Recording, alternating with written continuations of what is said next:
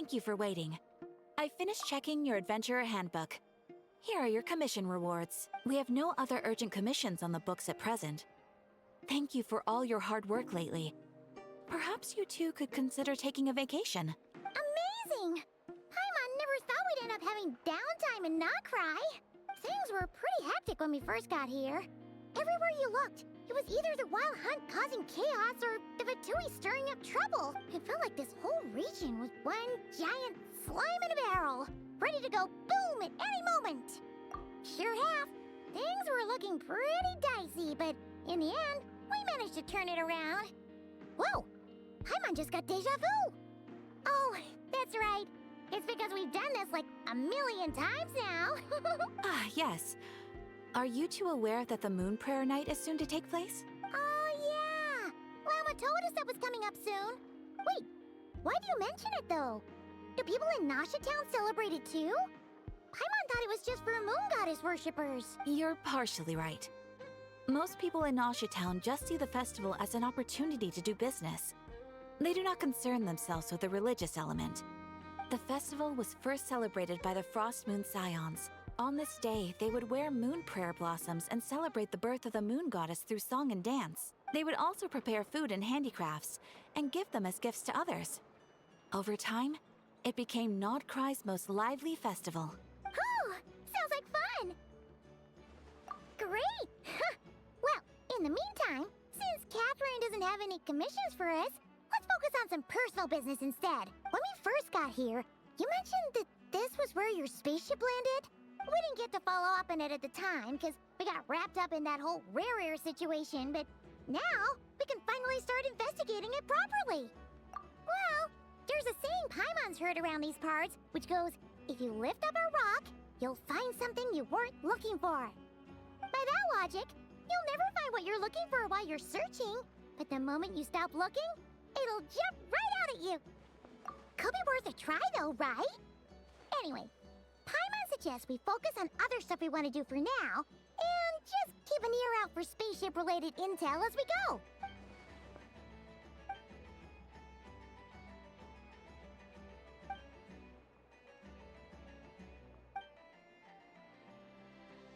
What's wrong? You look super serious all of a sudden. Huh? Paimon gets why you'd be concerned about Columbina, but what does the doctor have to do with anything? Oh, that's true. And now that you mention it, we're definitely overdue for a showdown with the Fatui. It is weird that he hasn't shown himself this whole time. What could he be up to? True.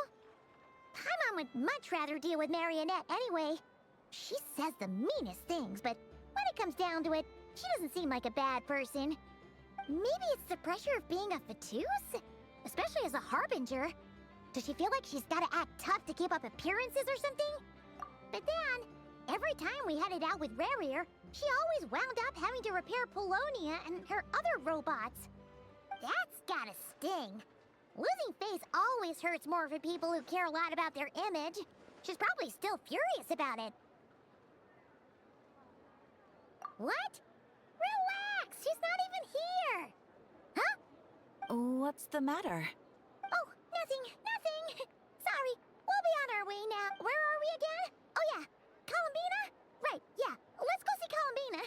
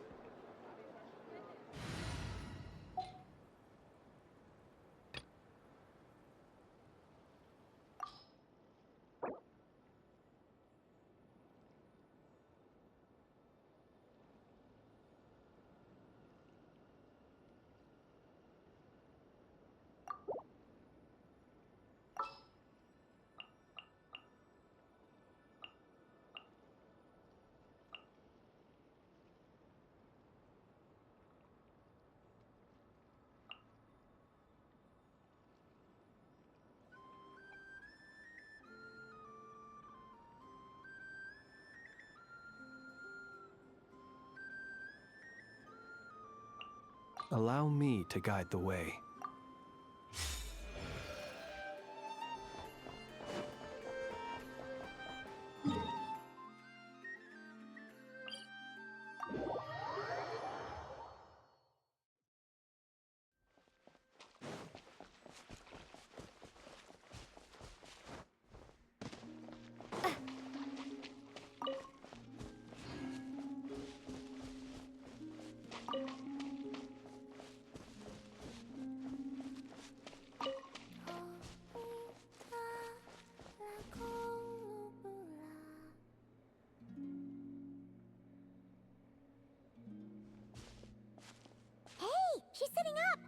Is me sitting here a rare sight? No, we just thought you'd be resting.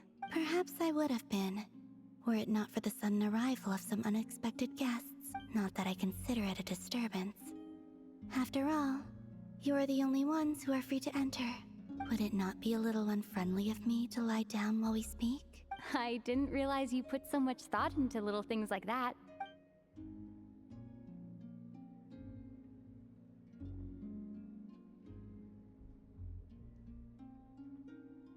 Only sometimes. There have been moments lately where I think about you and your companions. They are warm, mysterious, and cozy memories. Very few of my past memories are anything like that. They say that travelers return home bearing bags full of souvenirs. But my luggage was empty, and I believed it would stay that way. Return home? So, you're still planning on returning to the moon? Yes. This planet continues to reject me, reminding me that I do not belong here. If I remain in Teyvat, there will come a day that I disintegrate. And I don't mean reduced to dust, or turned into food for the flowers. I mean, I will cease to exist entirely. Alright then. Well, we're sure gonna miss you. But it sounds like we'll have to say goodbye. How do you intend to return? The moon prayer night is soon to arrive. On that day, the moon will be closest to Teyvat. The Kuvaki in this land will reach its peak at that time. I merely need to grasp the tide, and with relatively little effort. Oh, Paimon gets it! It'll work like a slingshot! You make it sound like she's gonna get blasted up to the moon. If I did that, I suspect I would crash into the false sky. I will be using a much gentler approach. But I do like the analogy. It's fun. You see? She gets Paimon's sense of humor. In the blink of an eye, the time has come to part ways. It does feel that way, doesn't it? Time seems to fly fastest when you are enjoying it. I have always thought of myself as a wanderer on this earth, and it has never expressed any desire to keep me here. Yet, just as I plan to depart, it tugs at my arm. Is this a gesture of affection? Or is the world mocking me? Oh. Were you hoping I can answer that? Yes, you are a traveler, so you must have a lot of experience in this area. Then, what I would say is... That's right! Don't overthink it! Happiness is happiness and joy is joy! The point is to enjoy it, not analyze it! I see. Then what I would say is, even though I am very tired right now, I am still happy. I can't tell from the tone of your voice. Oh, really? You don't think I sound happy? I'm just kidding. I could tell you were in a good mood today from the moment we saw you. Ah, a joke. Albeit not a funny one. Anyway, I assume you're here about you-know-what. Give me your hand. Actually, it's not that. There's something else we wanted to discuss with you. Oh, then, do you still want to give me your hand? Sure.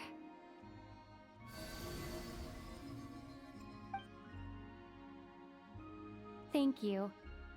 So, I've heard that in the moon prayer nights of the past, people here would hold celebrations in the moon goddess's honor. Since you helped so much in our fight against the Reihir of Solnari, I think you deserve a farewell party before you return home. I haven't asked everyone else for their opinions on this yet, but I'd like to invite you to join the upcoming moon prayer night. I've never joined a moon prayer night before. I'm not sure what I would even do. Oh, don't worry about that! We take care of everything! All you need to do is show up. Of course, there's no need to force it if you're not feeling strong enough. It's just, this kind of felt like a golden opportunity. But they call me Kutar, and the Fatui have an arrest warrant out for me. I shouldn't appear in public right now. I'll make it work. You have my word. Yeah, we got your back! Well, she does. Paimon's actually not too sure what she's planning. All right, if you're sure. I will not refuse your invitation. I suppose it wouldn't hurt to pack a few more sights from this world into my suitcase before finally learning what my homeland looks like. Oh, if you see Lauma, please tell her that my answer to the question she asked me is neither yes nor no. Rather, it is. There is no need. That was kinda cryptic, but sure. Guess it's between the two of you. We'll pass along the message. Bye for now!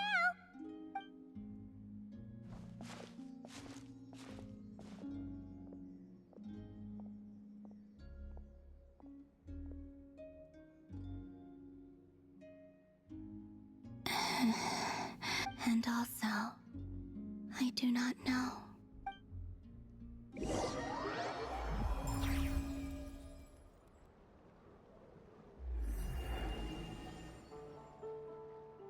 Since she's agreed to join the festival, let's go see who else wants to take part. Lauma's gotta be the person most familiar with the Moon Prayer Night. We should start with her. Also, what exactly is your plan to keep her safe? I'm not sure yet. I'll figure something out. What? Are you serious? And Paimon even gave you her photo cup.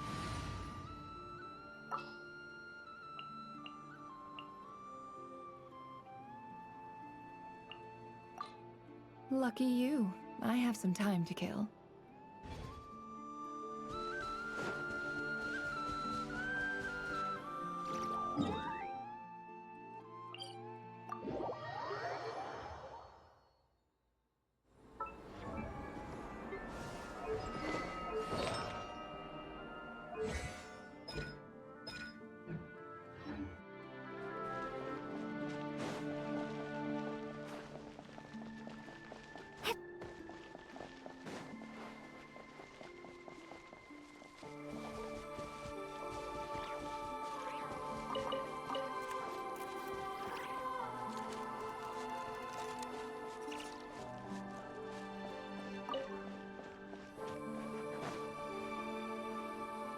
Hey, Lauma! It's us! Huh? Varka? What are you doing here? Beats me. I had a bit too much to drink last night, and when I woke up, I was on Hisi Island. Mr. Varka is helping to oversee Nasha Town's preparations for Moon Prayer Night. He is here to go over some details regarding the decorations and custom cloth designs. Right, yeah. What do you mean, that too?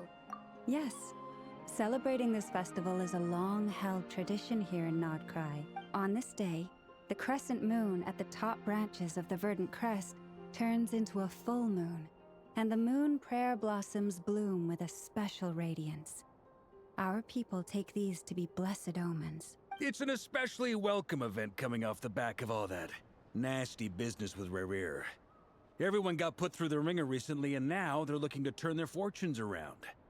The big shots in town all agree that a big, lively celebration is just what we need to rebuild people's faith in this place. No wonder Catherine said that people weren't so bothered about the religious element. That's right. It's become more of a local custom by this point. The celebrations have little to do with whether the religious stories behind this event are true or not. Even the Frost Moon Scions are eagerly awaiting the coming of Moon Prayer Night, despite now knowing that their past beliefs were founded on a falsehood. That's fair. It's a bit like the Lantern Ride in Liyue. It's a chance for people to enjoy themselves, not debate the existence of the Adepti. Oh, one other thing. We just went to see Columbina. We went ahead and invited her to take part in the festival this time. Hope it's okay. Wait, so... you mean she agreed to it? Huh. That's quite a surprise. Then, I suppose that she intends to return to the moon on that day. Oh, yeah. It's kind of a complicated process, but basically, it's like a slingshot. I understand. In truth, I had a feeling that she might make such a decision. Well, if Kutar has decided to participate in the festival, we should prepare accordingly. Yeah, exactly. She was saying how it could be risky for her to show her face in public. We were wondering if there was any way we could hide her. Unfortunately, the people who carved the statues did an excellent job of capturing her likeness. It will be very challenging to hide a goddess whose face everyone is so familiar with. Darn!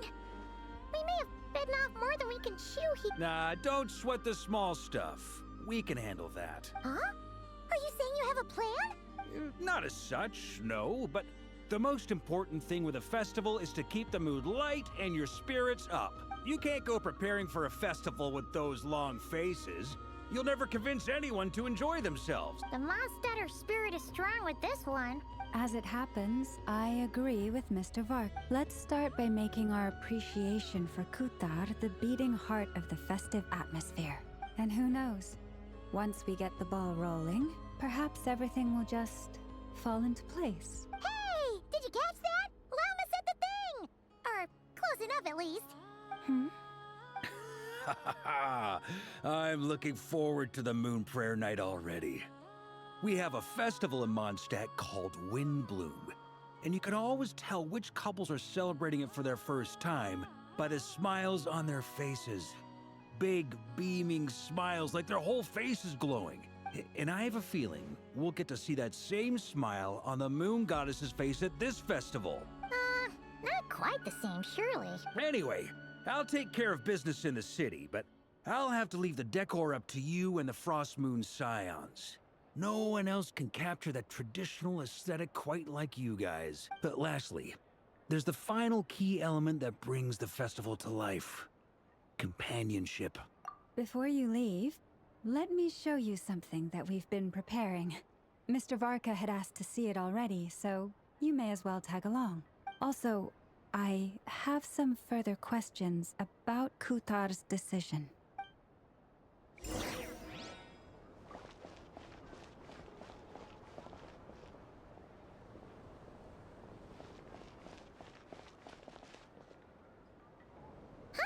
What's this?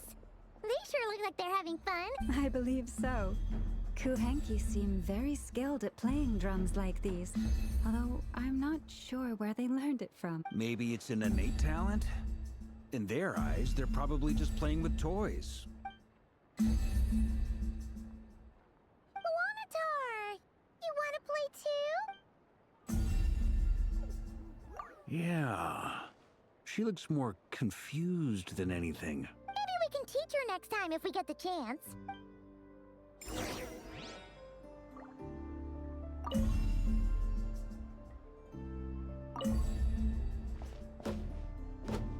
Yeah. Ha. What are these floaty things? Moon veils. We hang them from buildings in the city during the festival. When you look at the sky through them, it creates a lovely misty effect.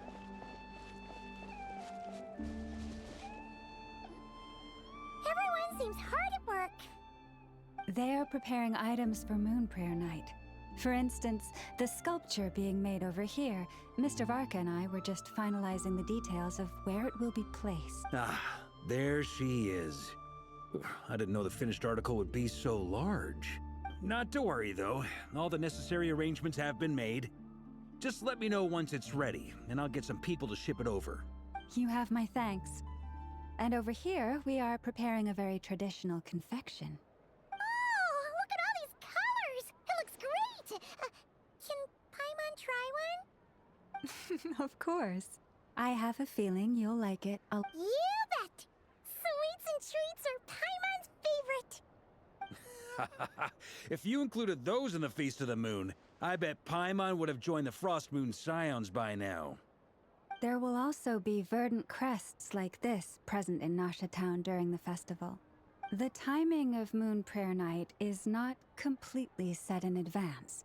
We make a rough estimate, then observe the changes in the verdant crests and Moon Prayer blossoms to guide us. As such, the wait itself is a fun feature of this particular festival.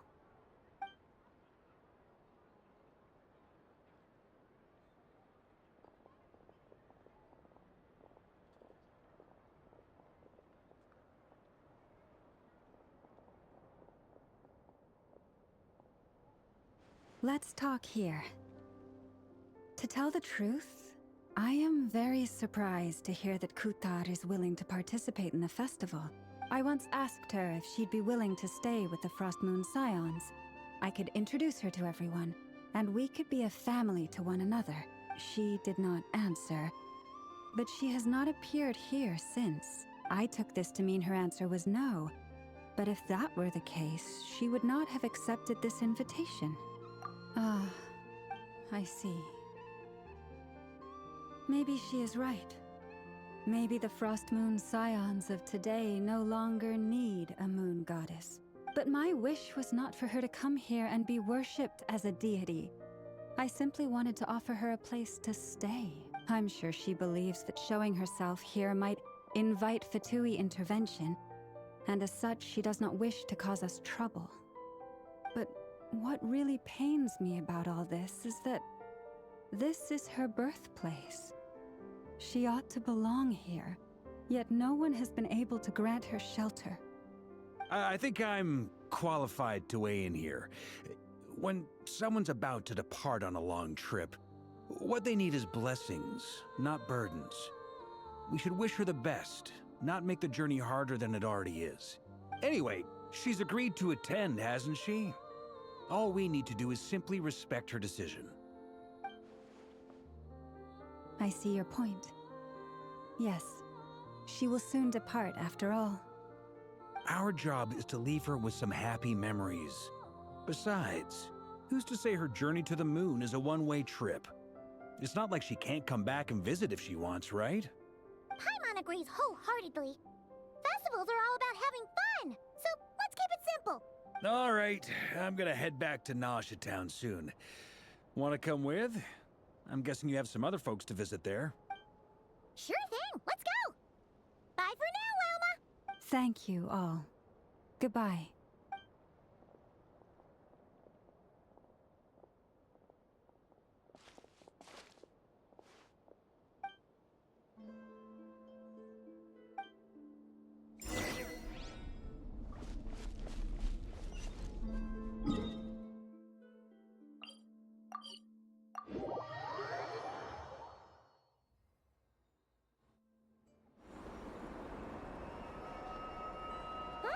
Hey, over there!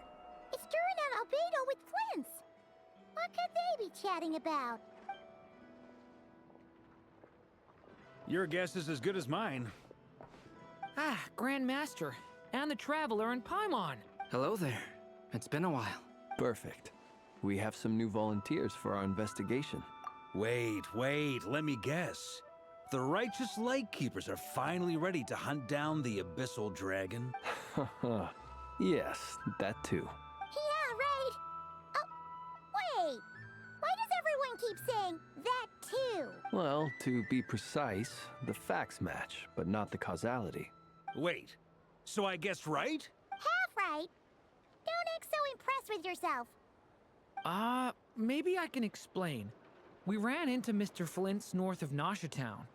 At that time, we just noticed a few abyssal creatures out in the wild, but the strange thing was, I didn't detect any traces of abyssal energy on them at all. On closer inspection, we realized that they were not real monsters, but something akin to reflections in the water, or perhaps a mirage. Huh? What do you mean? Like, you could see them but not touch them? Exactly. It was very peculiar. They roared and tried to attack us, but we could not make any physical contact with them. I think I've heard of things like that happening in Nodcry before, but I don't know much about it. Yes, it's a known phenomenon. Mirage-like illusions tend to appear in Nodcry in the run-up to Moonprayer Night.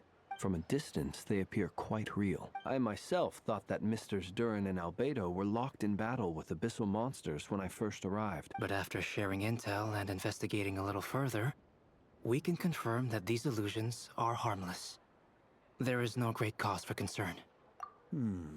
All the Mirage stories I've heard are either animals, rocks, or small houses. Abyssal monsters, though? That's a first. It's a first for me, too. So I'm planning to look into it further just to be on the safe side. I intend to inspect a few more locations. What about you two? Any plans? Alice contacted me a few days ago. She'd like me and Durin to assist her with an experiment, but we lost contact shortly after receiving the message. I'm sure that comes as no surprise to anyone familiar with her. We don't know when the wind will blow, yet when the wind blows, we will know. That, in a nutshell, describes how Alice operates. Yeah, that tracks. Okay. Well, I suggest we investigate this Mirage business in the meantime. It's piqued my curiosity, and I'm pretty sure I know someone who will already be 10 steps ahead of us. Well said. Right? Whatever's happening in Notcry, she always seems to be the first one to know. Let's go see what she knows. We can invite her and her staff to the festival while we're at it.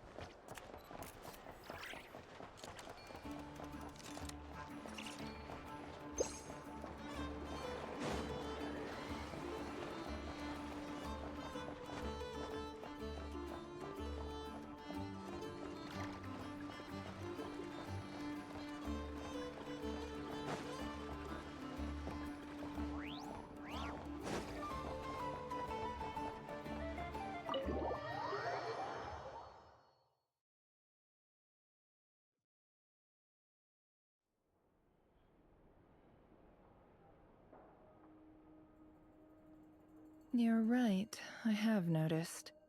There's certainly something a little fishy about this situation. Only a little, though. Records indicate that this phenomenon can occur in the days before and following Moon Prayer Night. That said, it has always been a rare sight in the past. The odds of encountering these phantoms are similar to looking up in the night sky, happening to see a shooting star, and managing to make a wish before it disappears. But this time, either everyone's getting lucky, or they're appearing far more frequently than usual. Yehoda's out gathering intel as we speak. In the meantime, let me check off some points of interest. First, the Abyss. The ones we saw seem to be abyssal monsters. Indeed. But we have identified one location where many more of them have made an appearance. And not just monsters, but human phantoms too. Given the scale and nature of the phantoms, it's almost as if someone's last memories are coming to life. Or perhaps the memories of multiple people. Oh. So you mean the phantom monsters are hunting down the phantom humans? Exactly.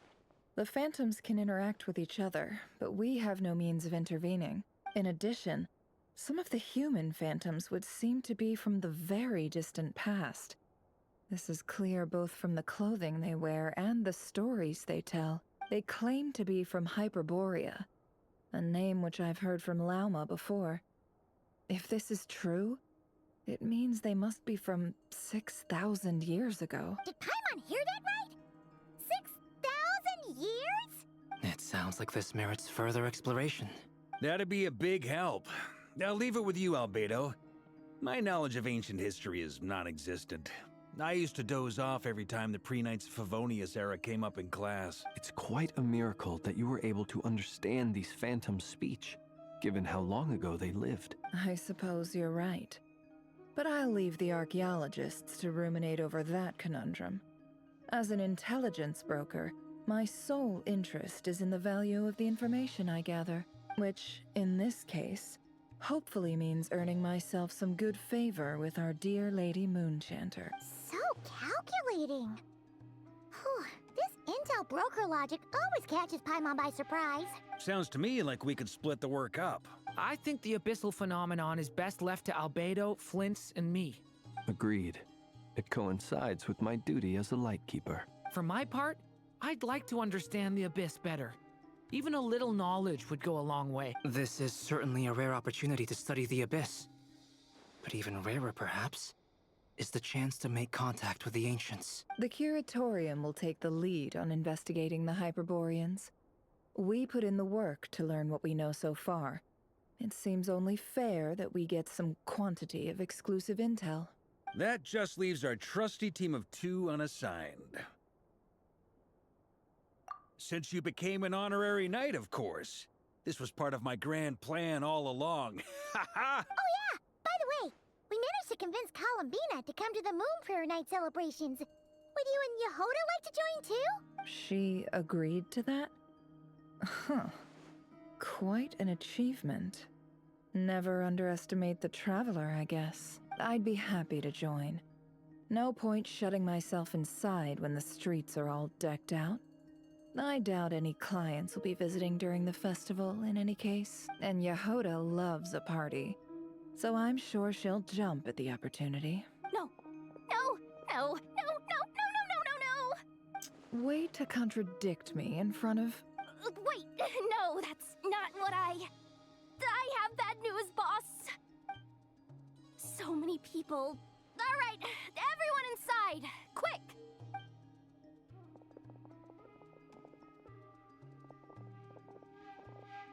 This is gonna sound crazy, but hear me out. I saw one of those phantoms at Star Sand Shoal, and it was some sort of flying ship. Like a spaceship? That's gotta be the one you came to Tibet in. You said you saw the same thing through the moon marrow, right? Huh? You already know about it? Ugh, I thought I was gonna blow people's minds. Turns out I'm the last to find out. Wait. Back up.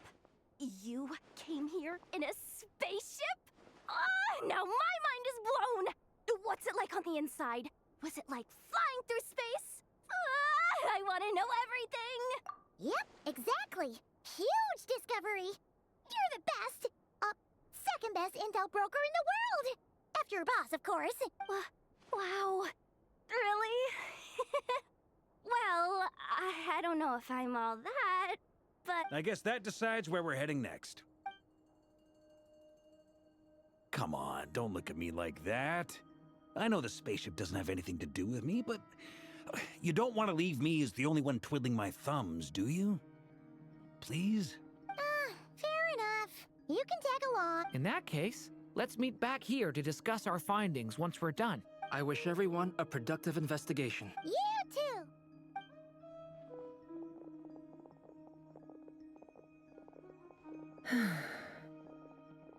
What's up, boss?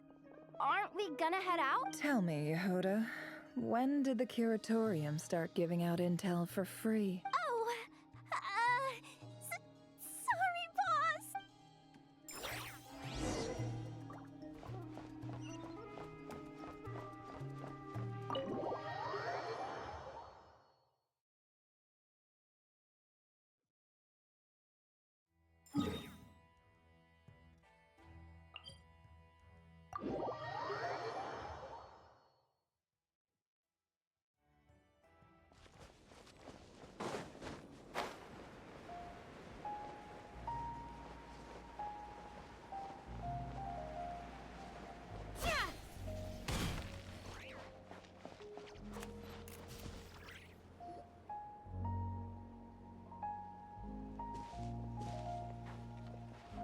Well, what do you know? Yehoda was right on the money. This phantom really is your How are you doing spaceship. today? But that's so weird. Why would it show up here? Is it some kind of projection? Or a ghost? Like, maybe it no longer exists. But somehow it left an afterimage? Ah, you're already here. Miss Lauma, what a surprise. I thought you were busy with festival preparation. I was, until one of our people informed me that a strange sight had appeared at Star Sand Shoal. No one's ever seen something quite like this before. I thought I should see it for myself. Same here. Oh, so we heard that these things appear around the festival period. Any idea why that is? Unfortunately not. We have very limited information about them, since they can't be interacted with. And no human phantoms have ever made an appearance before now. The most we've been able to deduce is that these sightings appear to be connected to the increase in Kuvaki energy around this time. Yeah, seems like that's all we can do. This is all so confusing. Allow me to lend you a hand.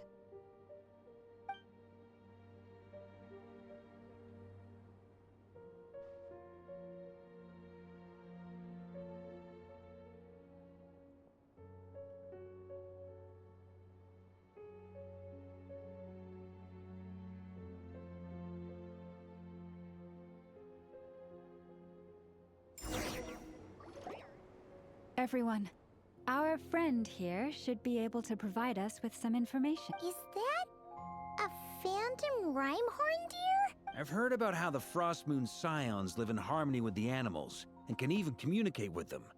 That's coming in handy now, for sure. Okay. Yes, I understand.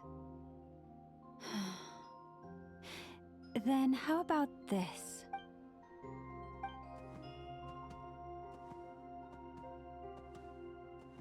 Oh, it's leaving. It appears to share our curiosity about this giant spaceship, so I asked it if it wouldn't mind investigating along with some friends. In return, I told it about some nearby spots where the wild fruit grows abundantly. We may live in a different era from these phantoms, but I trust that the terrain, climate, and ecology here are more resistant to the effects of time than some things are. Let's give them a moment and hope for the best.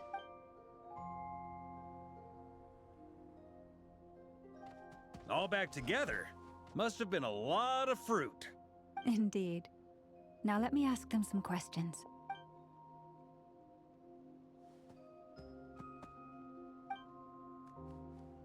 It did find a lot of wild fruit, enough for them to feast for a long while. This puffin circled in the air several times, but didn't spot anything out of the ordinary. Certainly nothing to do with the spaceship. Huh. Well, it definitely makes sense to get a bird's eye view. Indeed. Other than that, I was also thinking that the world these phantoms see is also different from ours. Oh, I get what you mean. The wild fruit exist in both times and spaces, but there might also be things that only exist in that space-time, which we can't see. Good point. Great thinking, Lauma. Blunthorn rhinos can use kuvaki to shift great rocks, but this one says it couldn't get that ship to budge by even an inch. The sniffer mole tried too, but despite being a skilled digger, it could not get through. They say that the spaceship looks robust and undamaged. It seems completely impervious to any and all attacks. Whatever lies within is well defended from harm. So, just like us humans, there was nothing they could do about this spaceship either. Yes. Still, they deserve our thanks. We are grateful for all your efforts, dear friends. Now go, and enjoy your feast. I've noticed some other human phantoms gathered nearby. Come on, let's go talk to them.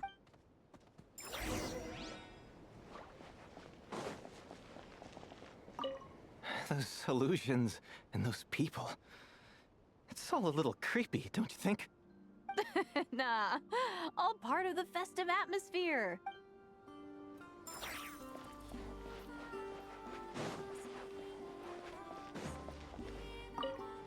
Have you ever seen anything like this?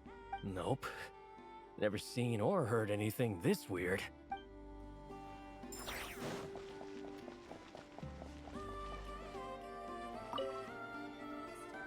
What is this thing? I've never seen it move, and there's no way to get inside. Goodness knows. My grandpa says it's been sitting here at least since his grandpa was still alive. What about his grandpa? Did he say anything to your grandpa's grandpa about it? Huh? I don't know. In all likelihood, it was here back then too. Hard to imagine something this huge could move. Guess that means that as far as they're concerned, this ship's been around a long time.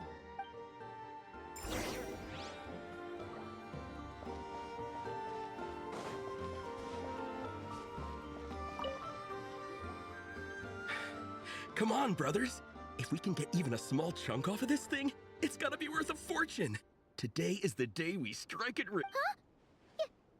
You mean Paimon? Yes, brother, I shall join you. Let's make our fortune. We should go with them. What the? This thing is crazy tough. I can't even scratch it. What's it made of? Sorry, brother. Looks like we'll have to seek our fortunes elsewhere. Enjoying yourself? I was just seeing if I could influence this phantom's perception by playing. But nope, no dice. I'm sure we're all starting to build up an idea of what's going on here now that we've spoken to some of the people. These phantoms are reenacting real historical events in Nodcry. It's almost like we're in some kind of interactive stage play. We can talk to the actors, but the plot is fixed, and we can't influence it. It makes sense. History is set in stone. The objective facts of the past cannot be changed. Paimon totally thought you were just goofing around earlier. I'm hungry. But actually, you were doing some serious investigating. Of course I was. Anyway, at this point, I think we're forced to conclude that although the Phantom spaceship is right there in front of us, we aren't going to learn much about it from these people.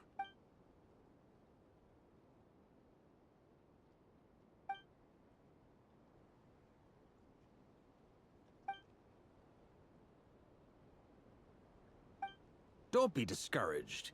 If nothing else, this is proof of the ship's existence. And think about it. So many people tried to hack their way inside, but no one could get the door open. It's made of very tough material. To me, that says that we'll either find the ship itself or the story behind it. It's just a matter of time. Huh. Every now and then, when Varka gets serious, he actually does seem like Grandmaster material for once. I wonder how the others are doing. Let's head back for now. Sounds good. Also, drinks are on me if Team Knights of Favonius is the first to finish. Wait, we have a team name now? Am I in Team Knights of Favonius as well? You're very welcome to join. We've even got a cathedral ready for you. Isn't that technically blasphemy? You wouldn't dare make a joke like that if Barbados was in earshot. Nah, I'm sure Barbados doesn't mind a little harmless blasphemy once in a while.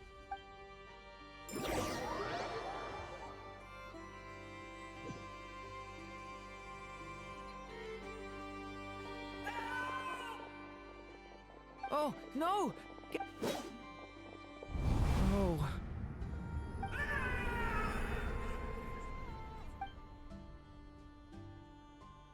I know it's hard to stomach, Mr. Durin. But as I'm sure you've noticed, there is nothing we can do to intervene in that which unfolds before us. But we have to at least try. And try you have. But are you aware of how many unsuccessful attempts you've made now? I wasn't keeping count. I'm afraid this is the 39th failure so far. Or the 5th if we're only counting this particular victim. There are no indications that these phantoms may be altered in any way. You seem to have calmed down a little. I'll make us a fire. You should rest and have some water. Feeling any better now, Mr. Durin? May I ask a few questions? Be my guest. What exactly are we witnessing here? What happened to those people? My guess would be that we are seeing Nodcry during the Conrian Cataclysm. Would that be accurate? Conria. That is correct. As you know, once the Abyss senses even the tiniest crack, it floods in and spreads like wildfire. There was a time in the distant past when it permeated all of Nodcry, causing immeasurable harm. The people paid a terrible price to heal this land. Then 500 years ago, the whole of Teyvat suffered an abyssal disaster. Once more, Nodcry was dealt a devastating blow. I see. In the face of the abyssal onslaught, all were like grains of sand tossed around by a tidal wave. Be they human, fae, or god. The moment you witnessed is but one drop in a whole ocean of catastrophe. All right. I guess that answers my second question, too. I wanted to know why there's nothing I could do to help them, and that's because what we are seeing is history. That would be my guess as well. As I understand it, history and fate are not all that dissimilar. The latter may be unseen to us, but both are immutable. Yes. Fate was determined long. I still have a couple of other questions for you, Mr. Flint's. You mentioned more than one abyssal disaster that has struck this land in the past. How can you be sure that what we're seeing is from the Conrian incident? And also, how are you able to stay so calm when you're talking about these events? From everything I know about you, you're not cold or ruthless, and you're not indifferent to the suffering of others. Alas, I am forced to show my age. I must be 600 or 700 years old by human measure. Wait, so you... One is not easily moved by history when one has witnessed the truth firsthand. I'm sorry. You needn't apologize.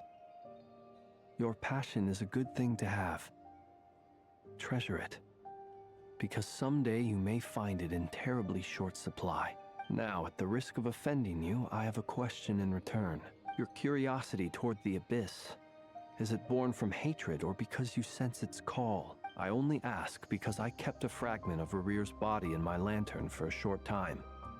Specifically, his heart. So I know what a burden it can be to carry the abyss with you, and I hear its power growling from somewhere within you. In my eyes, your mere existence is a miracle. My honest answer is... I don't know. I don't think I have the confidence to say for certain. What I will say is the abyss is not the only issue that haunts me. Even before I became who I am today, the question dogged me constantly. Should I even exist at all? My doubts remain unresolved.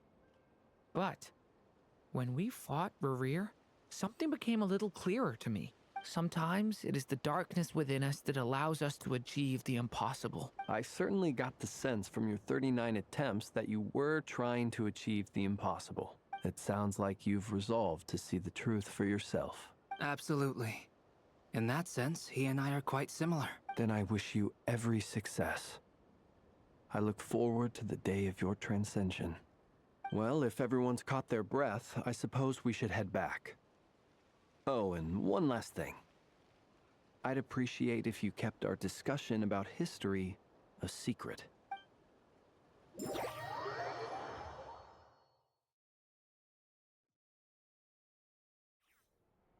Incredibly, our separate investigations led us all to the same conclusion. Hooray for consensus! Yeah, but we barely learned anything, though. I totally thought this would be the mother lode. Talking with the ancients? Nice to meet you. Come on! I'm Huey. But nope. All we got was useless snippets of conversation. And all this stuff about moons and hyperopia. What a load of baloney. Seems like people back then had a few screws loose. I understand your frustration. We found the same issue. Each phantom only showed a very brief moment in time. There isn't much value to be found in these miscellaneous fragments of a civilization's history, no matter how glorious it may have been. If there's a silver lining, it's that these phantoms are harmless to the present reality. They shouldn't get in the way of the festivities. Paimon agrees. And not just because it's the first thing she understood in this whole conversation.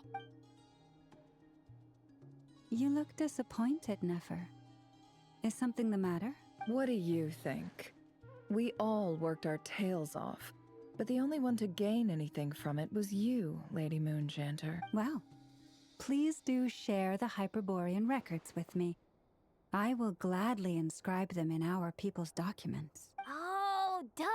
Yeah! That was it! Hyperborea! Hyperborea. I'm serious. Only an expert in the Frostmoon Scions and their history can turn these records into valuable research material. The alternative is to let them gather dust on the Curatorium's storage shelves until the pages turn yellow.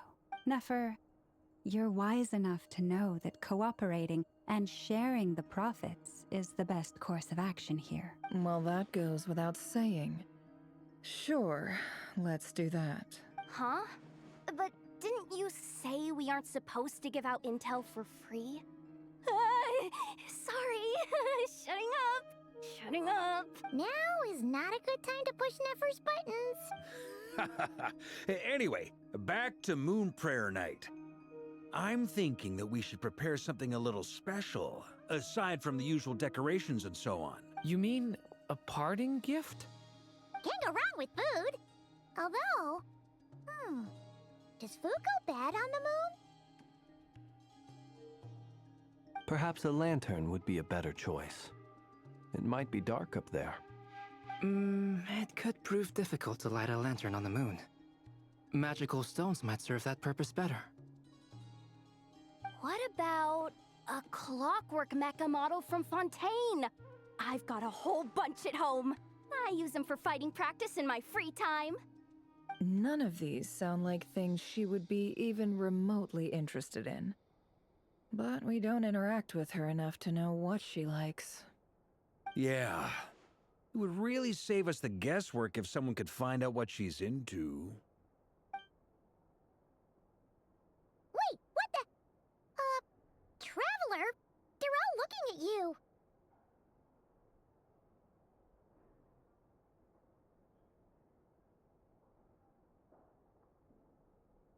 Great! Haha, problem solved. Now, I need to stop by Dory's. Gonna need her help sourcing a bunch of stuff for the festival. Then let's leave it there for now. We all have our own business to attend to. Traveler, if you find out what Kutar likes, let us know right away.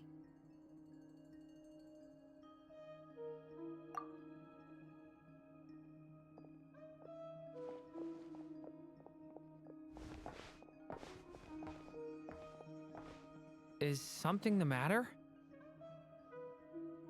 I'm fine. It's just... I'm still feeling a little rattled after witnessing the horrors of the Abyss. But it's okay. This is something I have to work through. I'll be all right. Thanks for your concern. Well, don't put too much pressure on yourself. If you ever feel like something's wrong, physically or mentally, we're here to talk. Come on. Stop treating me like a kid.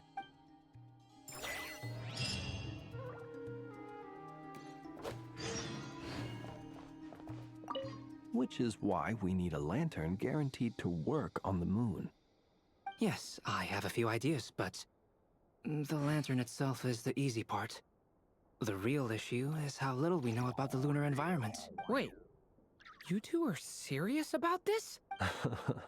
Let's just say I'm intrigued by these shining magical stones that Mr. Albedo has mentioned.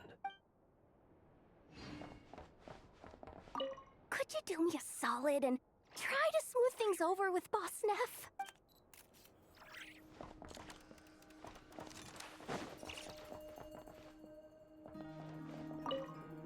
You should get going. It's important that we ascertain what Kutar likes.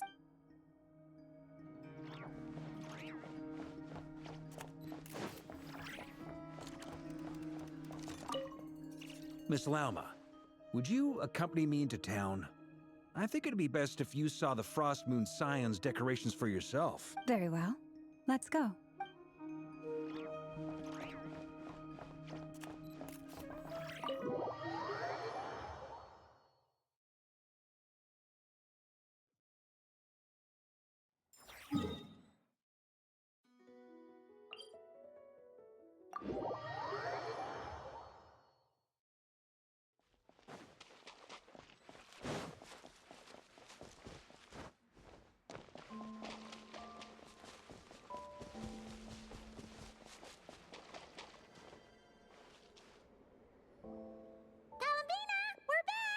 Huh? She's not here. Weren't there a few Kuhenki here last time, too? Where did they all go? Walkies? For Kuhenki? You're not pets, you know. Oh, well. Looks like we just came at a bad time. Let's try again tomorrow. There's still a few days until Moon Prayer Night, so we're in no rush. Besides, she needs time to rest anyway.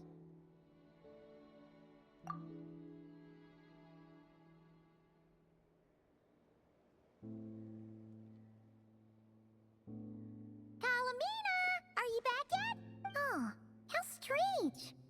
Looks like she still isn't here, right? time outside. Especially since she's worried about attracting unwanted attention. What about Luonatar? Luonatar, you there? Hey! Do you know where Columbina went? Sorry, didn't understand. But if you know where she is, could you take us to her? Yeah, that's even stranger. What about him? Oh, that's not good news. They change color when Columbina gets weaker, right? And they look super pale right now. Good idea. She might know what's happening.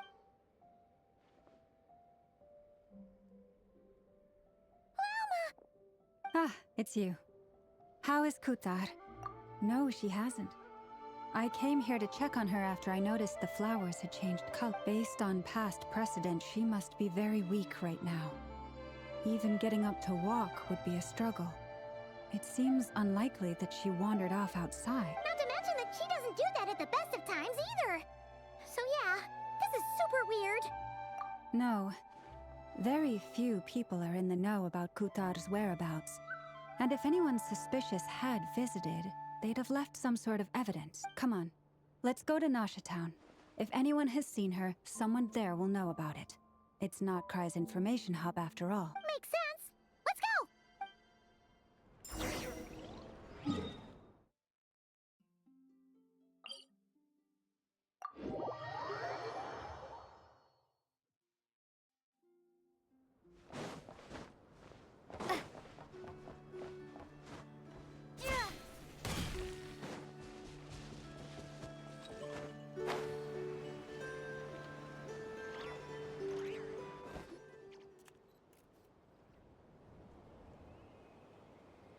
Moment. Is it just Paimon, or is this stall kind of suspicious? It's never been here before, right? No, I don't recognize it. Alas, your free and easy adventure time is over. Now, prepare to face the final boss of Nod Cry. Whoa! Where'd that voice come from? Not sure, but it's definitely hostile. No, not that way. The final boss is right here. The sniffer mole? That's the final boss? Surely not. Okay, the jig is up. I'll stop teasing you. Turn around. I'm right behind you. It seems I've managed to leave quite an indelible impression, even though you've never seen my face. Oh, nothing could make a great mage more pleased with herself.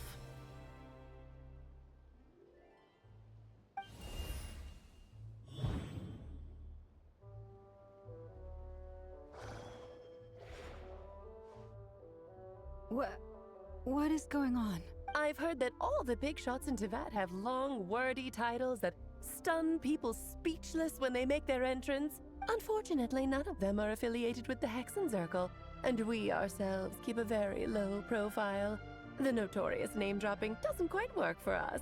Still, I, for one, think I'm really quite amazing.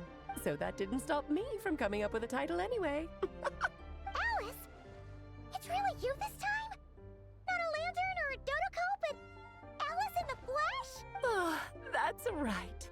So, what do you think? How does it feel to finally meet me? You look like... Oh, that's the first thing you thought.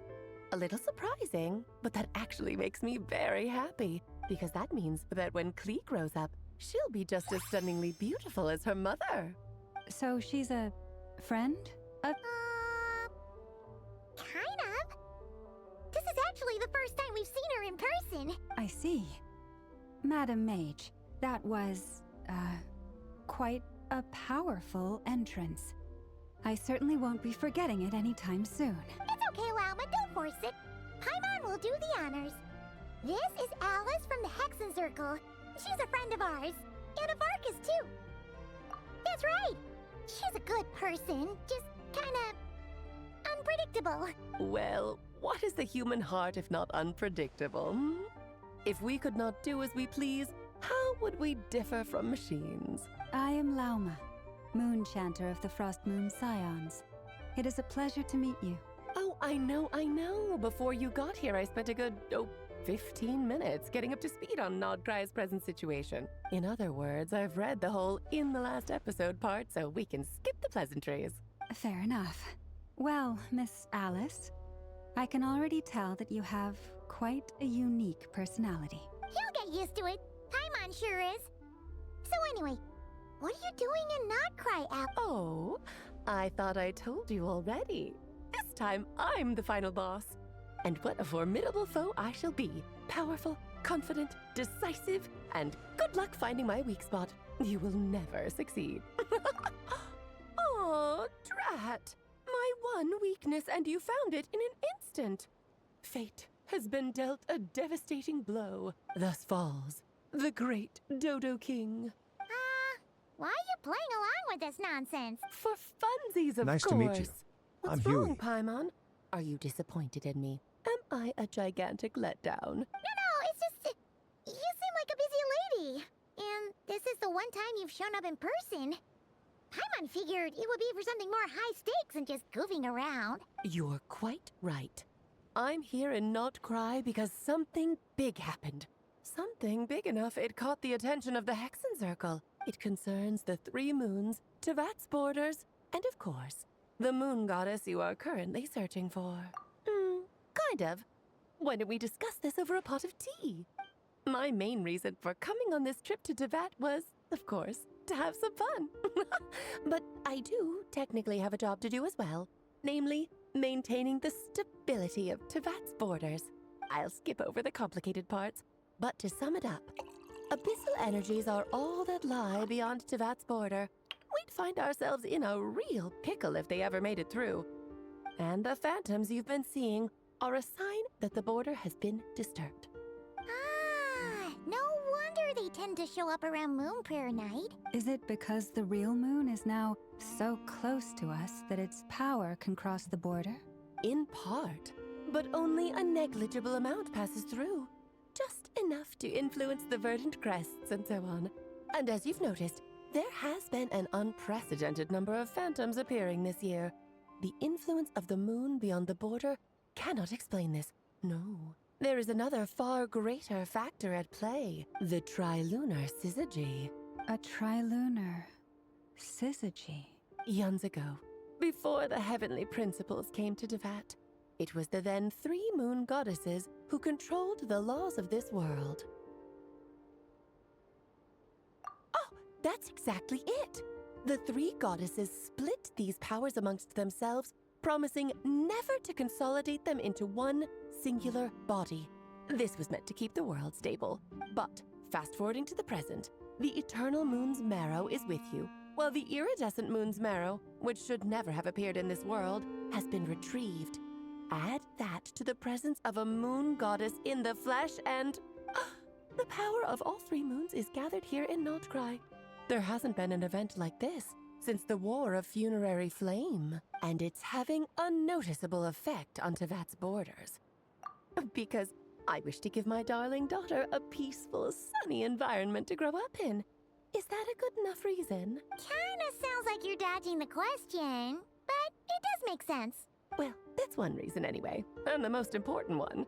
The others are a little complicated to explain. For instance, cleaning up after dearest Miss R. Albedo could tell you more about that if you're curious.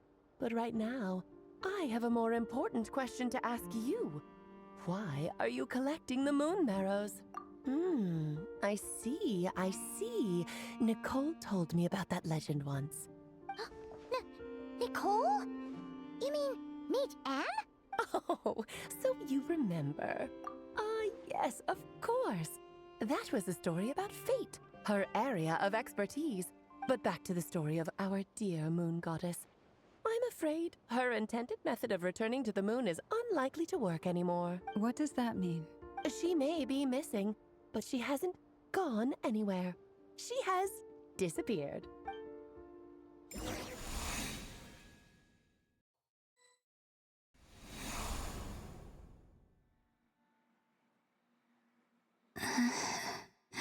My body is so heavy. Wait, no. It's my mind that's heavy. My arms and legs are as light as a feather. What's happening to me? I feel drowsy, like I've been asleep for too long. Is it daytime or nighttime? Is the moon out? I think I'll go for a walk.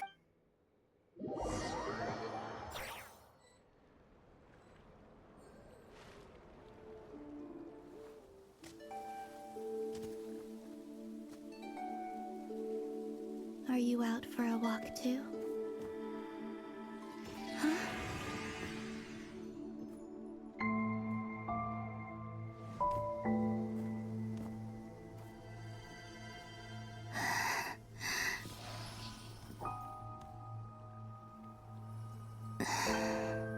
The day has come at last.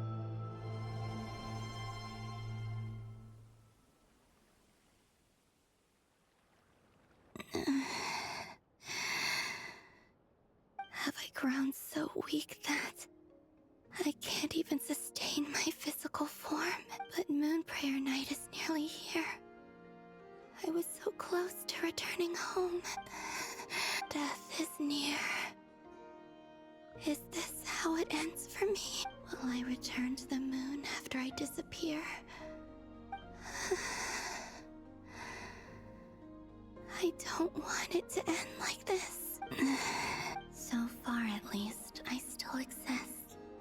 Even if not physically, I can still feel, but as my power wanes, I'm sure that too will fade. I suppose I might take one final look at this world.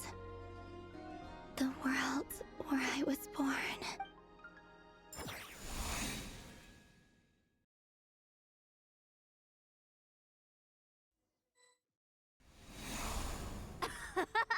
Come on, come on! Wait for me! The Frost Moon Enclave. How much it has changed since I was born. These decorations, they're so heavy. It's times like this when you kind of wish men could be priestesses and acolytes. How fascinating. I've never had the chance to be privy to people's private lives in this way. In the past, people would get so solemn and serious the moment I showed my face. Like they were frozen stiff. Karina, Lametti, it's time to eat. Coming. I want to...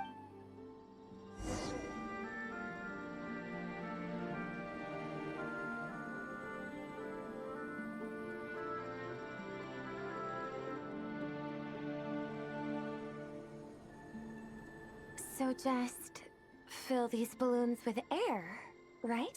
Yep. Try a couple now to test things out. The rest can wait till Moon Prayer Night. Think fast.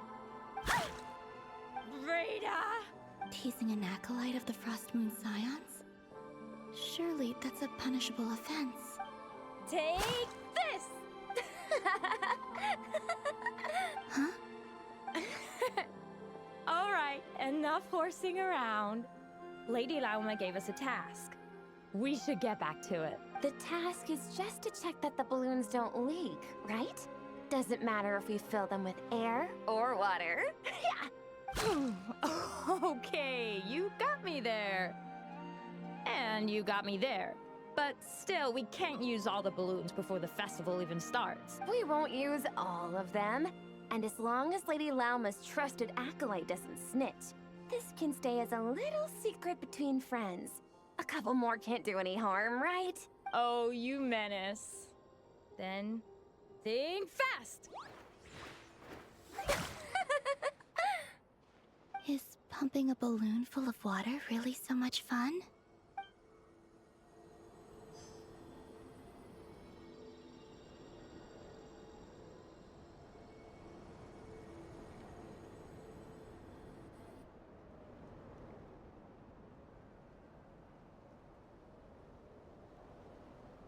I'm sure you're both tired from playing all day. Come on, eat up.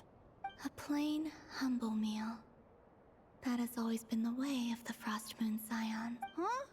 How come Lamatti got a midsummer berry dessert? Oh, I always get Lockaberry. I don't mind sharing. You can have a bite of mine if I get to have a bite of yours. They're sharing food? I've never shared food with anyone before. Even at the Harbinger tea parties, everyone just ate off their own plate. And when I couldn't finish my food offerings from the Frost Moon Scions, they'd leave the leftovers out under the moonlight for the animals to claim. Hey! That was 2 bites! Oh, then you can have another bite of mine. Oh, you too. Oh, don't fret now. Here, have some of Granny's too. So this is what it means to be family.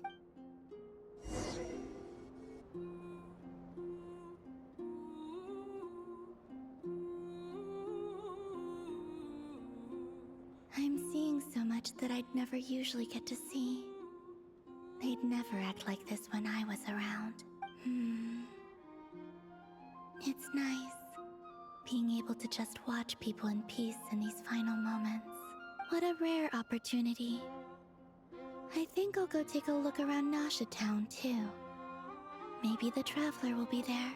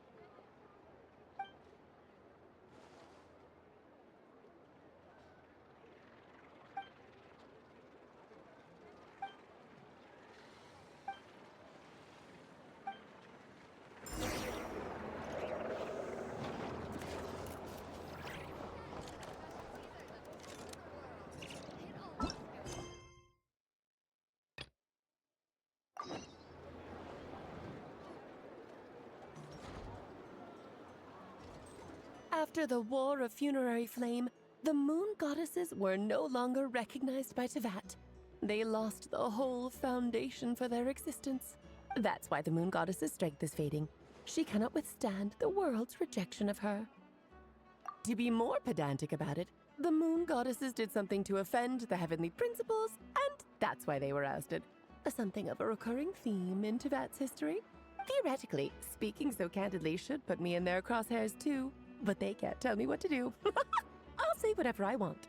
Anywho, the Moon Marrow energies were but a drop in the bucket for her, and that battle against the Ray Hair of Solnari only weakened her further. Fortunately, it happened close enough to Moon Prayer Night when the Kuvaki concentration here is high. That's the only reason she managed to survive this long. What do you mean, fortunately? You said she disappeared. We're too late. Oh, what a headache. I thought this was all common knowledge. I guess I have some more explaining to do. Okay, buckle up. It's time for another lecture.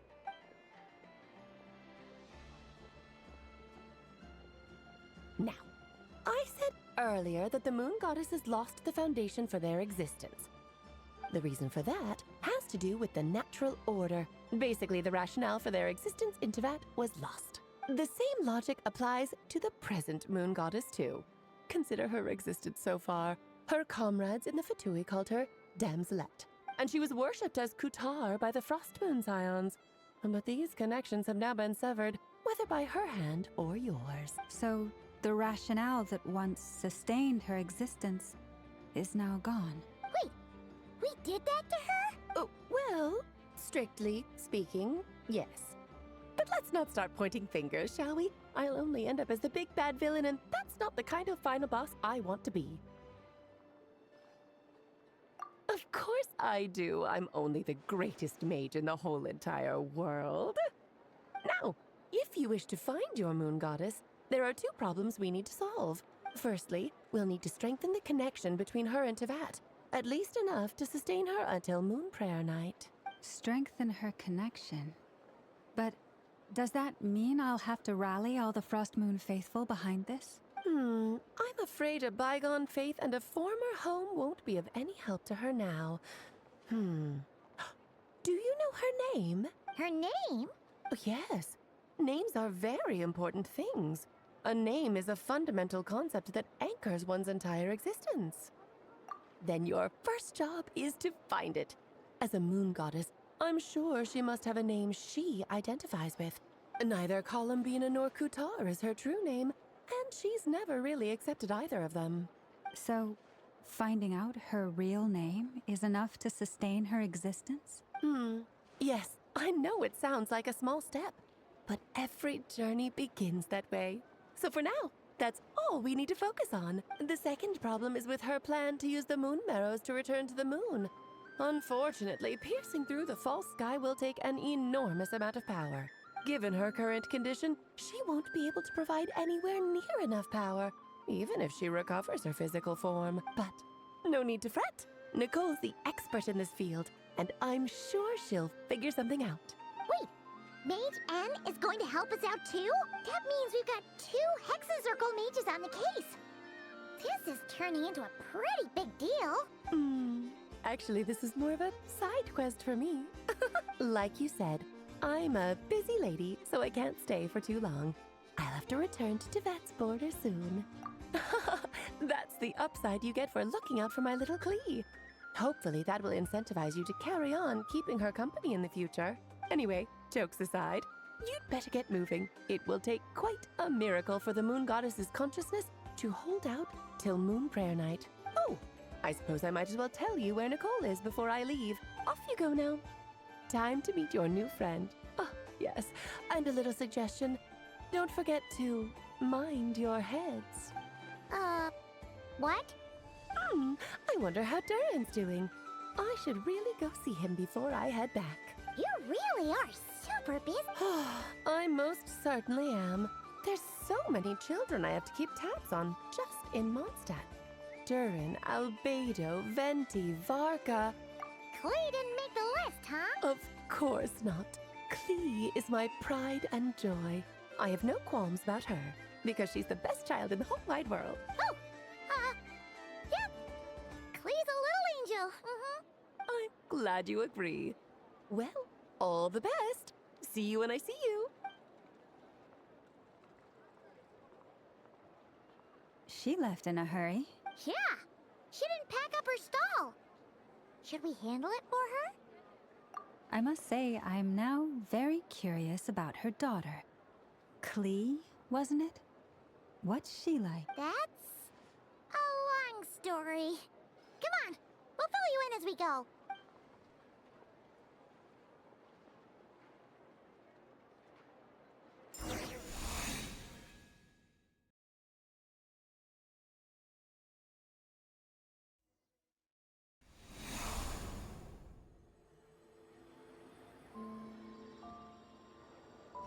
What a lively place. I've never experienced Nasha Town like this before. Hey, you old geezer! Your hammer's rusted through! Who are you calling old geezer? Are they quarreling? I'm looking right at him! You've really gone downhill since giving your daughter free rein in the workshop. Can you even swing a hammer anymore? It shouldn't take you days just to fix a single chair. You might as well use that hammer to massage my back for all the good it's doing. Don't run your mouth, or you'll get a back massage that'll put you in bed for the rest of your life. Look, the materials haven't arrived yet, all right? You know how busy it gets in the days before Moon Prayer Night. I'll bet you send all the materials to your little princess. Blood's always thicker than water, huh? All right, you've made your point, Uncle Koski. As soon as the materials arrive, fixing your chair will be the #1 priority. And Dad, if you've got time to chat, why don't you lend me a hand, See? Lolka knows what the score is. I guess they're friends. But the way they spoke to each other was so ugly. Then again, it wouldn't be the first time I've seen something like this. Columbina! Sing outside my door in the middle of the night one more time, and I'll unscrew your vocal cords. You hear me? Oh, Sandrone. So that was her way of trying to be friends with me. What a pity. I won't get the chance to say any ugly things in reply.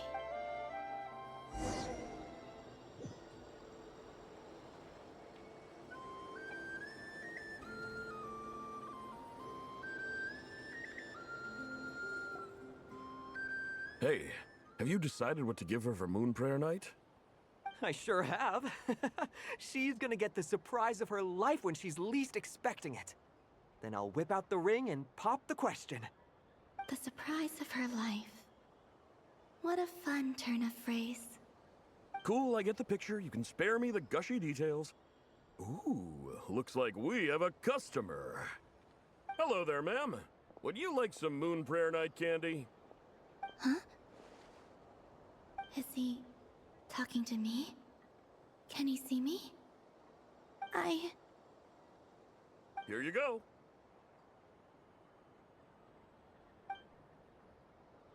Oh.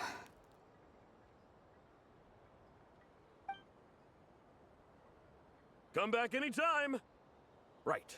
Now, where were we? I don't know why, but I still held out hope.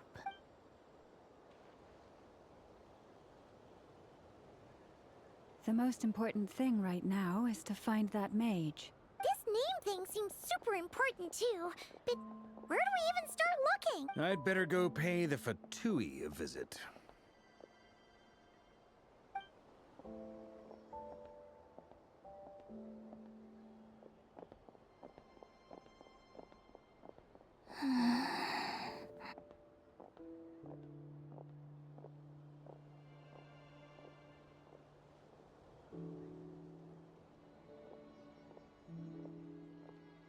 Columbina?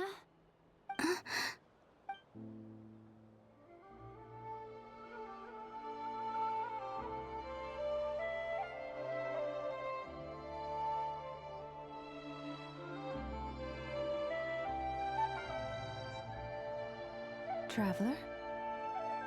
Let's go! This is no time to be spacing out!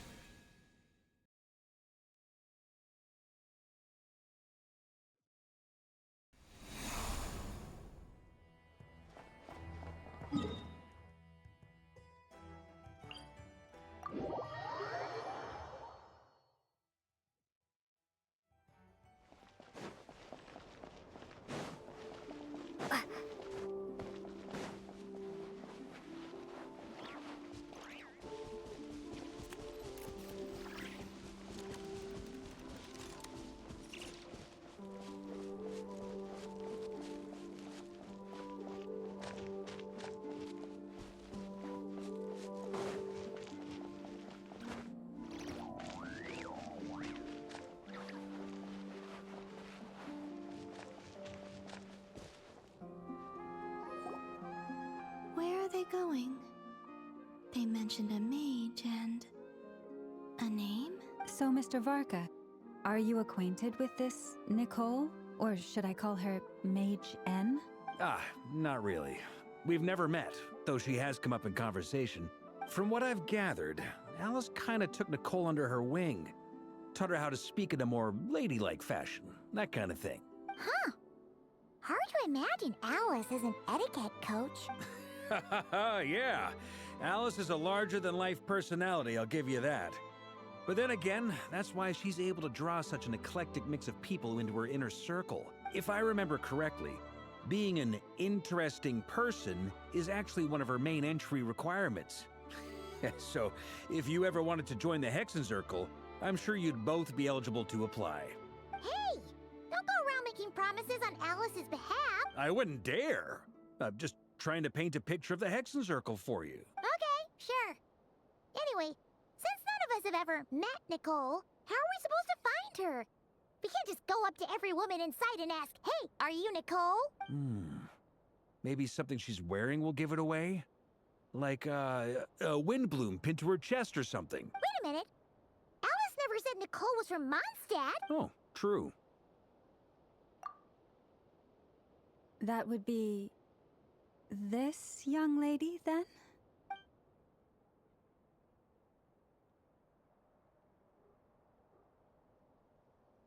Hey there!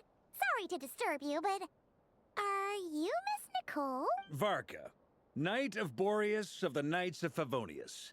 Alice might have mentioned me before. Have we got the wrong person? Sorry. Well, this is awkward. When I shook my head, I meant, no, Alice hasn't mentioned you before. Huh? Where is this voice coming from? My apologies. For certain reasons, I am unable to speak. This is the only way I can communicate with you. It might take some getting used to, but I hope you can understand. Hey, it's fine. I'm more shocked by the fact that Alice never speaks about me. As for you two, we have crossed paths twice before, but it is nonetheless a pleasure to finally meet you. It's really you! Thanks for all your guidance in the past. You're quite welcome. This time, things are different. We have reached the unwritten pages of the story. You might say that we stand at the crossroads of fate.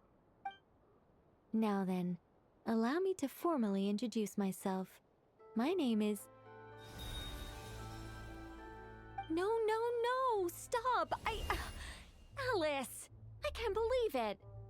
I had a whole speech prepared. I'd agonized over every single word. She always picks the worst moments to ruin other people's plans. I'm so sorry about that. Alice took the liberty of devising some bespoke self-introduction magic for each member of the Hexenzirkel. But I could have sworn I deleted all of the triggering conditions for it. How did it bypass everything? Oh gosh, this is so embarrassing. This is a very different side of Nicole than what we're used to. Is she not used to face-to-face interactions? Don't worry about it. We've seen that introduction magic once already, so it wasn't too much of a shock. Please go on, Miss Nicole. We'd love to hear what you have to say, or, well, communicate. ZZZZ. Are they talking to this lady? Will you all promise to forget that horrendously embarrassing introduction? Sorry? Embarrassing? When?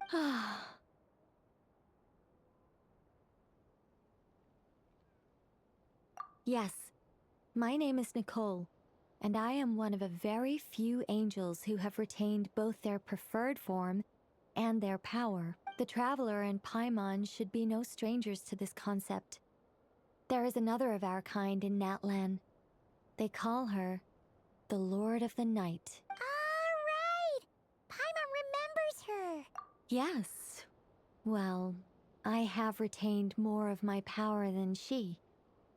It's because I don't have a long-term duty to fulfill. To be more specific, no. We'll be here all day if I get into the specifics. Moving on. If I'm not mistaken, You are here because you wish to learn how one might reach the moon beyond the sky. That's right. Is that something you can give us any guidance on? Yes, I do know a way. It began with the Hyperboreans, who lived after the War of Funerary Flame. Blank looks. Maybe I should start with the background of the war, or maybe not. It shouldn't be an issue. I'll fill in the gaps for you when we have more time. Anyway, after that war ended, the three moons retreated to beyond the false sky. The Hyperboreans were humans I once aided. They accepted the civilization and creations bestowed upon them by the angels. But despite accepting many blessings of the angels, many among them still held on to their faith in the moons. They were reluctant to accept the new order, even after the War of Funerary Flame. They sought to contact the moon goddesses beyond the sky and receive their guidance. But all three had passed away by that point. This mage has a unique method of communicating. Is she talking about the moons? Yes, but they did not know. And so, still they prayed for the moon goddess's mercy. After building titanic structures that consumed vast amounts of Kuvaki, at last they glimpsed the moons and heard their voices. But of course, they were gravely disappointed. For it was then that they realized the three moon goddesses were dead. Oh, that's such a sad story. It is. Humanity was in a very sorry state at that time. The angels who had once aided them were gone, and the War of Funerary Flames had left them homeless and destitute. Just a second, I gotta ask. How relevant is all this history to the task at hand? Well, I mean, it's... Okay, it seems we've drifted into irrelevant narrative waters. It's been a while since I've had the chance to speak inside someone's head. As soon as I got started, I lost control and the words just flowed out like a waterfall. What I'm trying to say is... Right, yes, that's it. The relevant part is the ritual created by the Hyperboreans. The fact that they bypassed the false sky and saw the true moons implies that they successfully built a connection between Tevat and the outside world, which means, with enough Kuvaki and a sufficiently stable connection, it should be feasible to send one person over the border. Okay, so they built some kind of portal? Oh, yes. A portal. Yes. Is something wrong? You sound disappointed. I just didn't expect you to summarize it so well. It turns out I could have said all that in one word, if only I'd managed to think of it. No, please, it's fine. This is invaluable knowledge. I'll be sure to record and preserve everything in writing. Oh, really?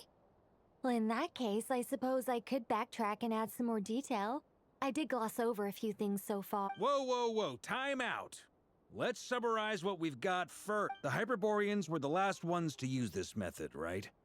So we somehow need to find whatever structure they built and make sure there's enough Kuvaki to power it up. Luckily, we have the moon marrow of both the eternal and iridescent moons, so we're all good for Kuvaki. Which means the key issue we need to focus on is finding the place. Am I right so far? Yes. Although I expect the structure is long gone by now. That said, what if we could take advantage of the phantoms to travel back to a time when it still existed? Well, travel back isn't quite accurate. It's more like we'd be creating a handshake between 2 points in space-time. We wouldn't even have to pick a time when it still existed. It could just be a time when it still appeared in phantom form via projection, or we could project our own phantoms, fold them together, and... You look lost. Was that too hard to follow? Yeah, things got a little, technical there. Paimon's brain is reaching capacity. All right. Let me think about how to put this more simply. Okay, got it. Over the next few days, I'll search for phantoms that we can use. Once I find one that meets the criteria, I'll let you know and we'll regroup. By completing certain rituals, Specific individuals will be able to enter the Phantom and make it to the Hyperborean structure. If everything checks out, and it looks feasible, we'll just need to wait for Moon Prayer Night, and we can send the Moon Goddess back home. I'm really skimping on the detail here. Is this making any sense at all? I think so. For now, we'll just wait to hear from you. Yes. Basically, yes. Great. Counting on you. In the meantime, we'll focus on finding the Moon Goddess's name. My name? Are they looking for a way to stop me from disappearing? Excuse me, Miss... Go on, Miss Nicole. This conversation was a little all over the place. I didn't catch your name. I am Lauma, of the Frost Moon Scions. Ah, I did wonder. I noticed that you listened very intently when I spoke about Hyperborea and the moon's history. If you'd be interested, I'd love to visit you this evening and go through it again in greater detail. Also, if you were serious about making a record, it would be too risky to simply write down the raw details as is. I would suggest some tweaks. Maybe rewrite the stories as fairy tales or fables, perhaps even prayers. Anyway, we can cross that bridge when we come to it. So, see you later then? Oh, and no need to prepare anything. Just a cup of tea will do. See ya! She seems friendly. It's just... It's so nice to find someone who's actually willing to listen. I've been dying for a chance to finally go through all this systematically from start to finish. Any longer and I'd probably start forgetting it. Now Paimon gets why Alice told us to mind our heads. What did I tell you? A lot of quirky people in Alice's orbit. Now then, the next order of business is, where do we start looking for the Moon Goddess's name? Maybe the rest of what Nicole has to say might give us some clues. Once I've heard her out, I'll summarize the salient points and share them with you all. I'm also inclined to review our other documents. Yes, our faith was first established by our Hyperborean ancestors, but many of the more factually accurate records are from after Kutar's birth. Sounds like we're gonna follow Columbina's journey through Devat, huh? In that case, we'll start by heading to the Frostmoon Enclave. Sounds like a plan. Take this with you. I'll see about getting in touch with the Fatui. It'll probably just be Arlecchino and Sandroni again. They're the only ones who would want to help. Thank you, Mr. Varka. Don't mention it. Honestly, I'm more comfortable dealing with the Fatui than prying into the details of a young lady's childhood. Catch you later. I should follow them, just in case there's some way that I can help.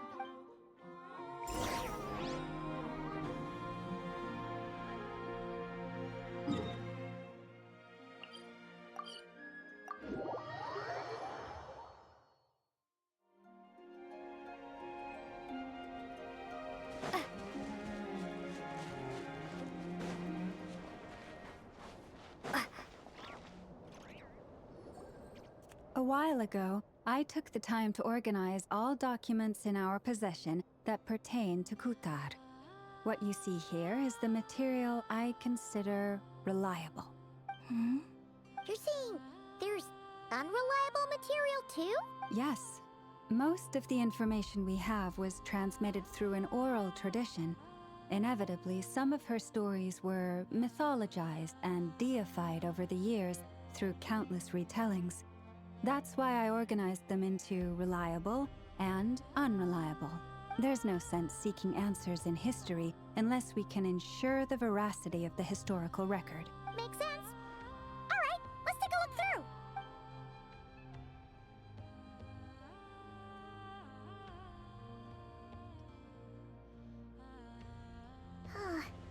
Almost all these records refer to Kutar instead of Columbina. Although neither of those is her real name. Paimon's not sure what point she's trying to make. What we can gather from these records is that the Frostmoon Scions worshipped her as a god, placing impossible expectations upon her. I cannot fault them for their earnest faith, but for all their devotion, worshipping her day in, day out changed nothing. I imagine that none of it resonated with Columbina. It wouldn't surprise me if Even back then, she had already begun to reject the name Kutar and everything it represented. Lauma speaks the truth. When I heard them call upon Kutar with hope and expectation in their voices, they may as well have been calling upon somebody else. Well, that's a bit complicated. I looked at the level of detail, perceived authenticity, prose style, and how realistic their portrayal of Kutar seemed to be. Amongst the Frostmoon Scions of today, only I know of her existence, and I alone have spoken to her face to face. As such, I know that there are certain things she simply would never do. That being said, I have sensed some changes in her lately. Changes? Me? Oh, seems like this is getting us nowhere. Oh, for what it's worth, why don't we check the unreliable sources too? Sure. Give me a moment.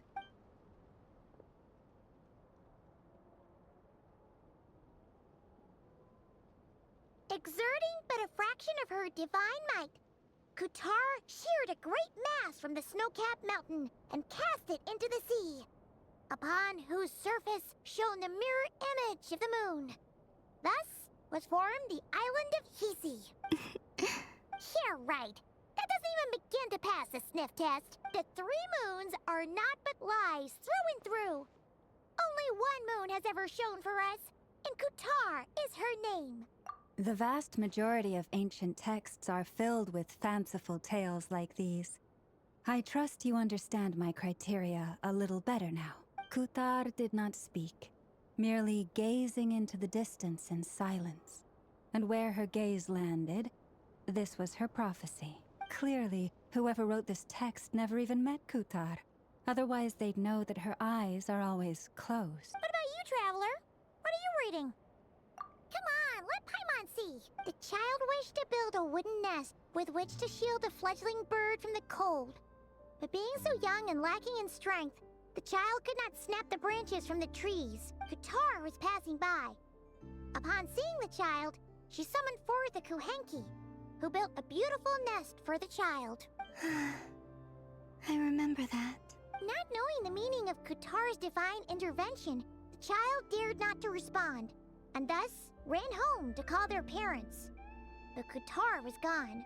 The Moon Chanter declared the event a miracle and took the nest as a relic, placing it on high for all to see. The child was named as one favored by the goddess and was greatly respected amongst the people. Yet, no further miracles were bestowed, and this matter was forgotten in but a few years. Huh. Any thoughts after reading that? Yeah. Columbina probably just wanted to join the kid in making nests. Ah. I'd originally considered this a fabrication, because Kutar did not perform any similar actions in subsequent records. But now that I think about it, it does seem like something Columbina would do. It's just that... She didn't know how other people would interpret her actions. She was probably worried about making things difficult for people. And so, she gradually stopped joining in. Yes. Oh, that's so sad. And now, I can make no such gestures of warmth, even if I want to. Still no name. That's a bit of a shame. But we did learn some interesting stories. That's gotta count for something. Barca said he was gonna set up a meeting with Arlecchino and Sandrone, right? Let's go back to Nasha Town and see how he's doing.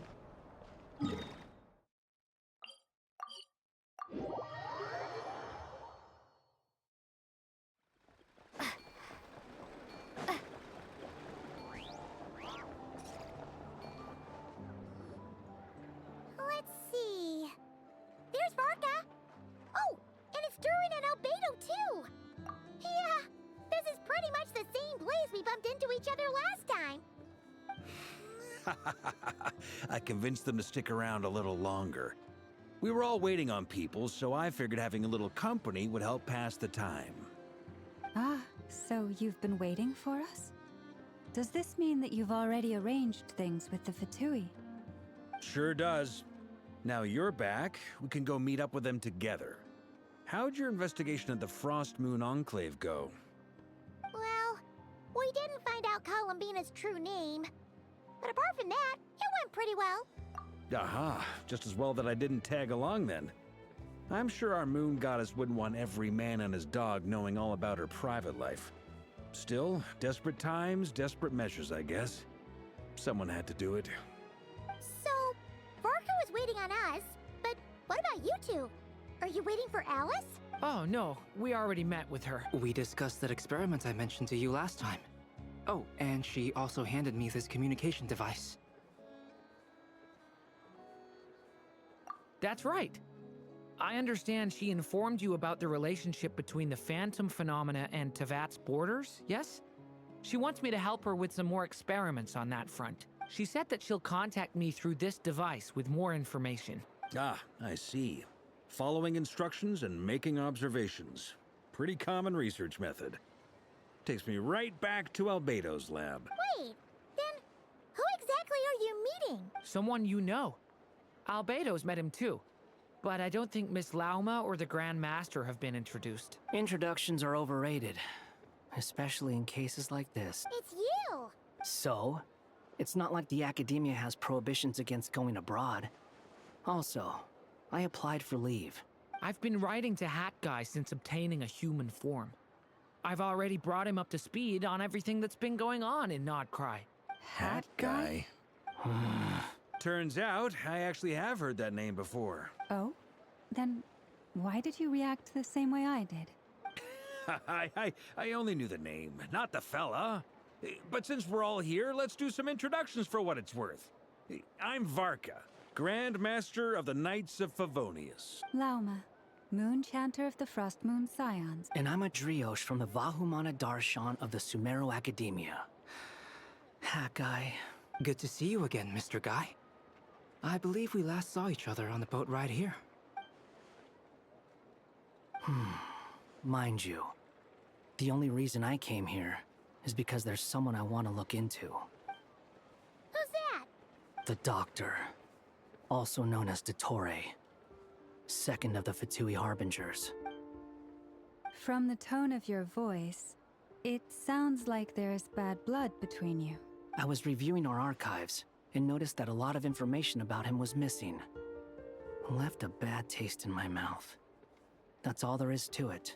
Dottore, or Zondique, as he was then known, once studied at the Academia, but he got kicked out before he could graduate.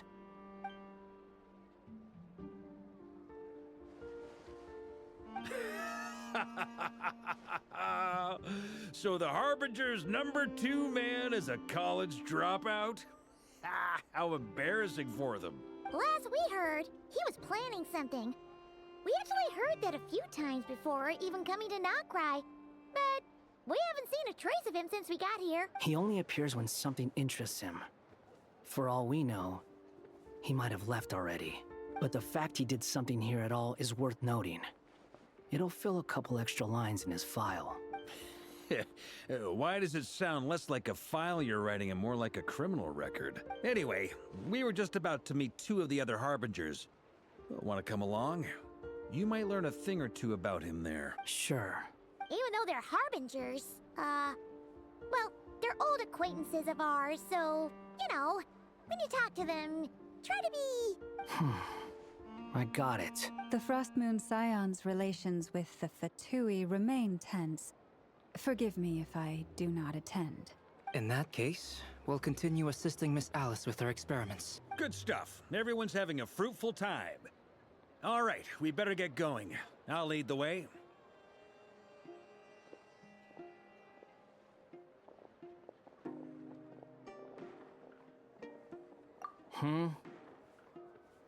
Well, yeah. That's obviously part of it. But I'm not the only one who has a score to settle with him. Neither you, nor Lesser Lord Kusanali, nor I want to see him meddling with things again. What's the hurry? Don't worry. Pigeons always know which way home is.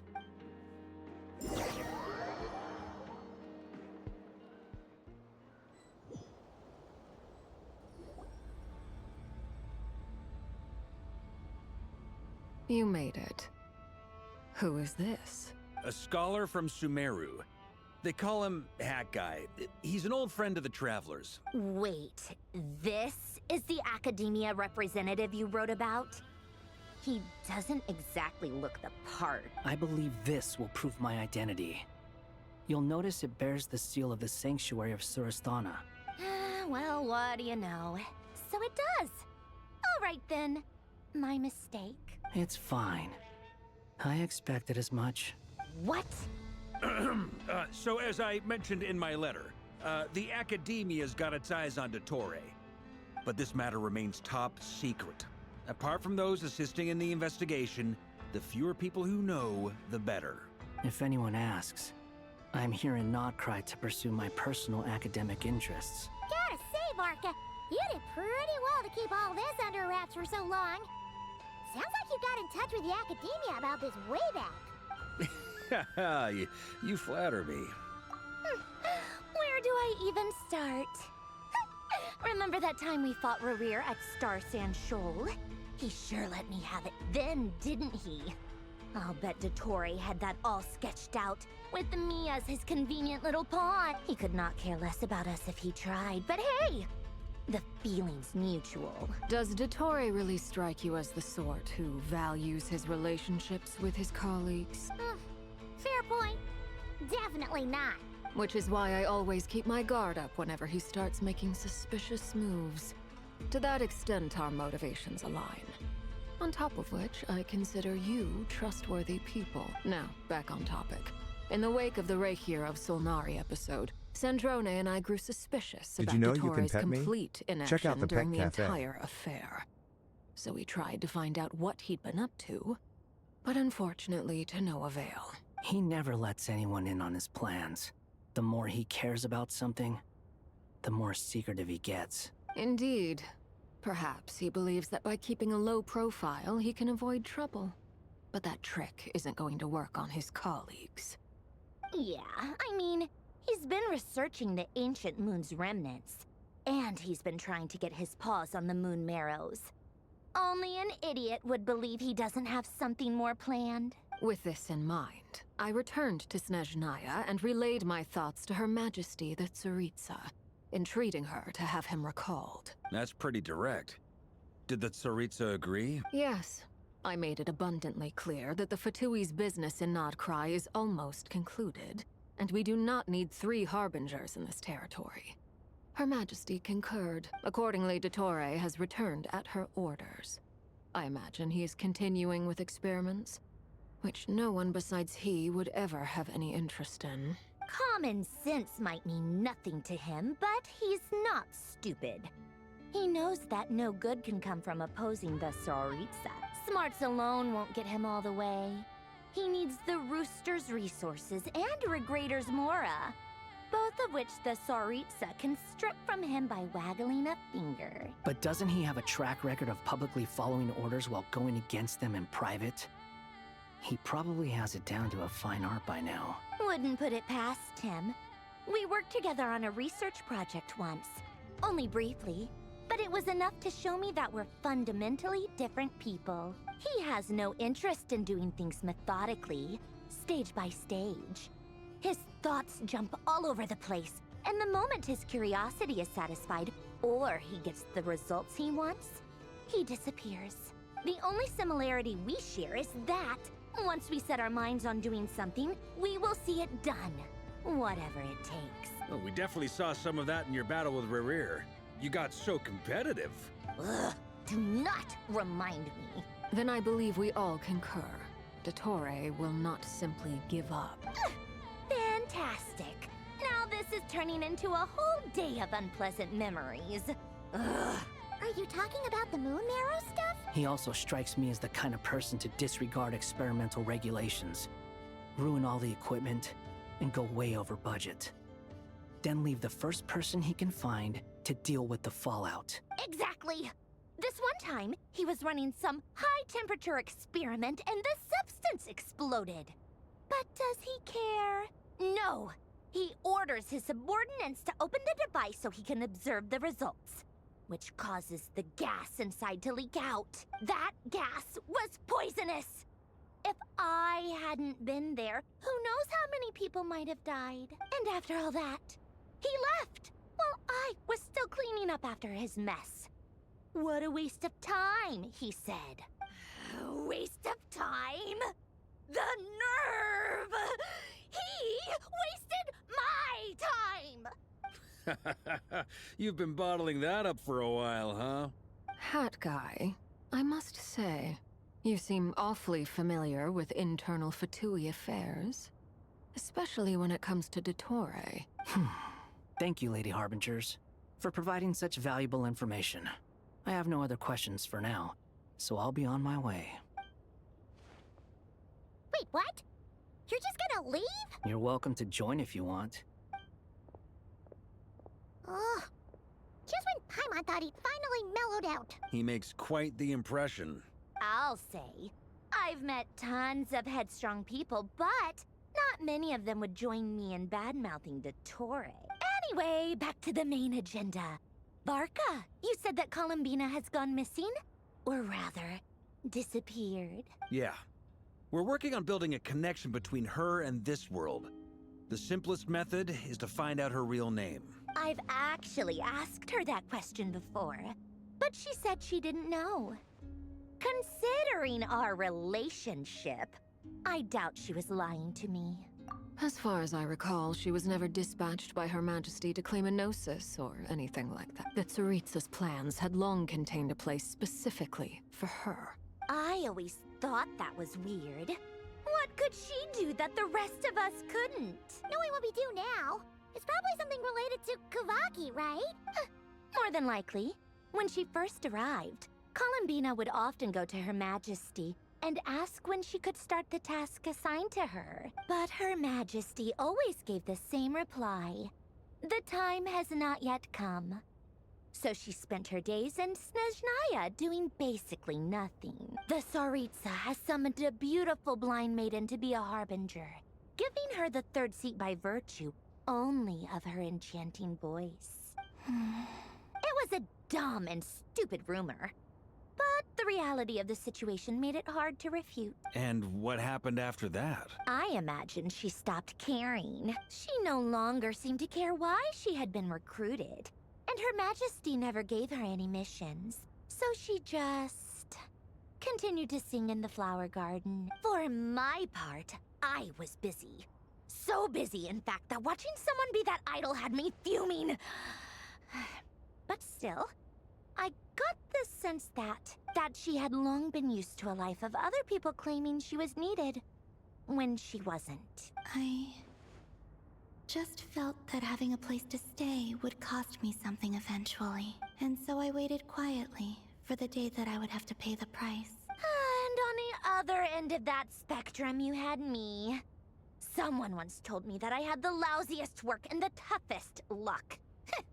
That's a good way of putting it. I forget who said it, but those words have always stuck with me. But you've done your job exceptionally well all this time. Because at heart, you are a conscientious person. What is it? Something come to mind? That makes sense. Nothing screams you are needed like your name shouted from across the town. Well, good luck with it. But if you ask me, Columbina is still the most shoutable name. I'm just so used to it now. After all the arguments we've had, I can't be bothered trying to remember another name for her. Nor I. Sandrone. Harlequino.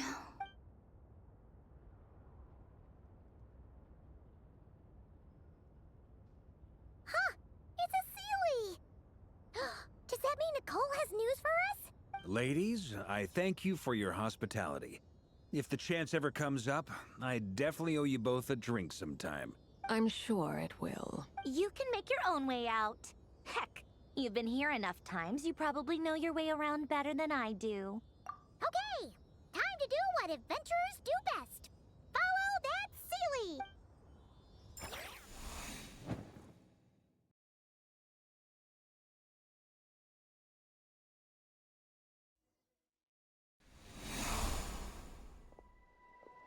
here you are.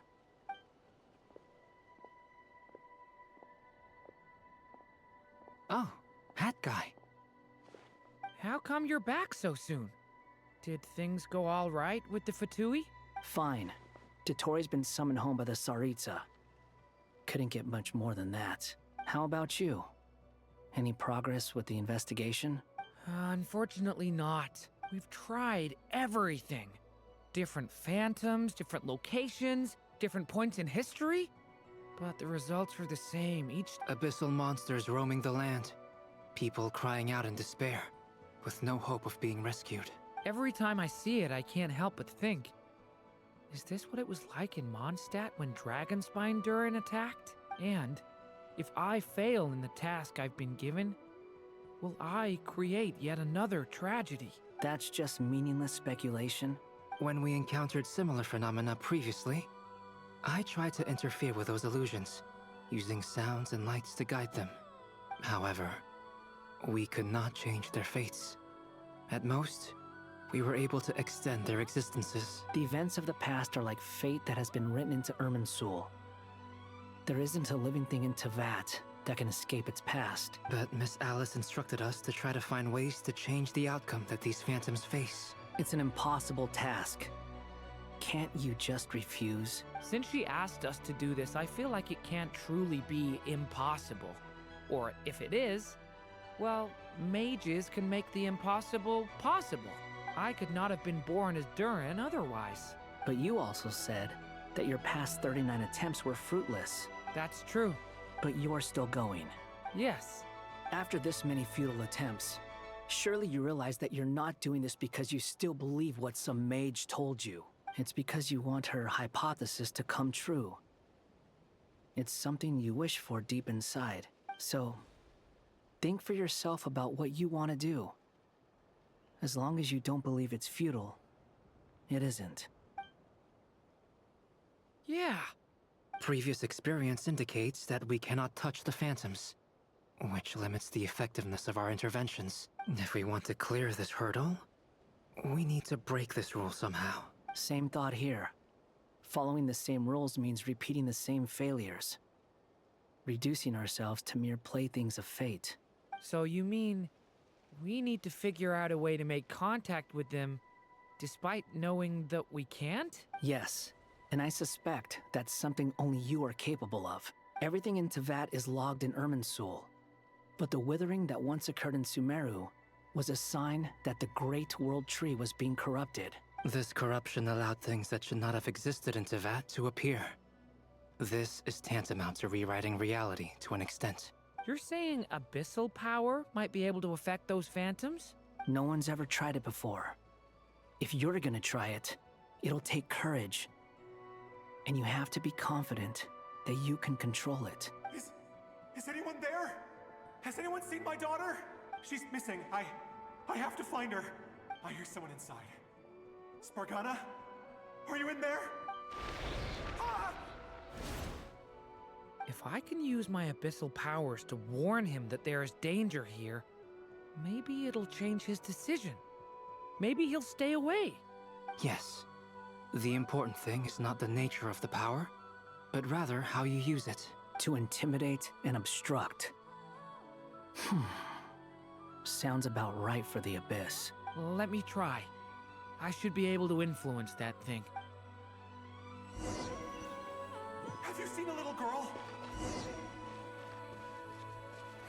What? This isn't the time for that!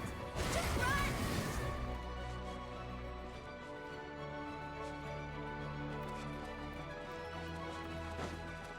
I hear someone inside. Spargana? Are you in there?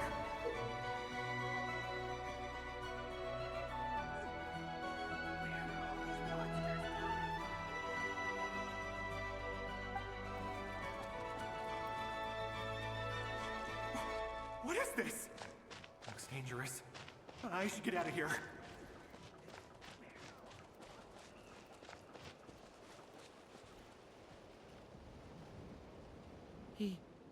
He really left. Ha! We did it! Don't celebrate too soon. Follow him. See what he does next. Monsters approaching from the front. You need to stop them and create an opportunity for him to hide.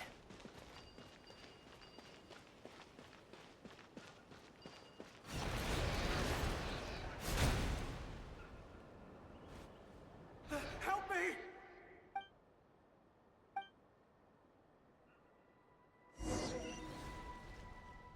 Monsters approaching from the front. You need to stop them and create an opportunity for him to hide.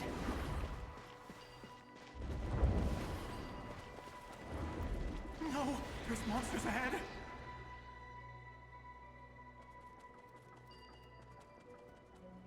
Wait, is that the barrier I saw earlier? Why is it appearing now? It's as if someone's controlling it. The monsters are gone.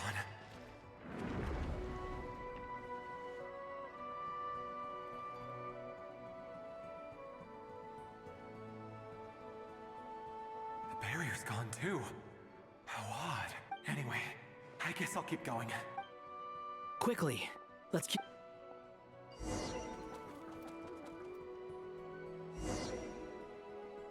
Wait, there was someone else here? Don't go any further. We've got anti-monster traps laid out everywhere. But my daughter must just be up ahead. I have to go. This way's blocked.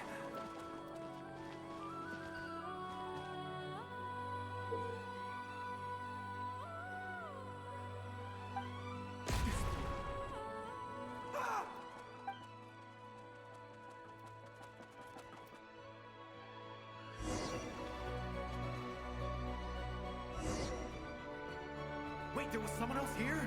Don't go any further. We've got anti-monster traps laid out everywhere. But my daughter must just be up ahead. I have to go. This way's blocked.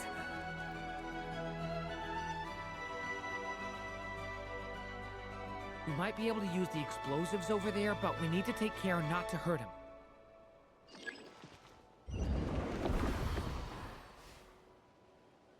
I'll use the barrier to keep him at a safe distance. This barrier seems to be helping me somehow.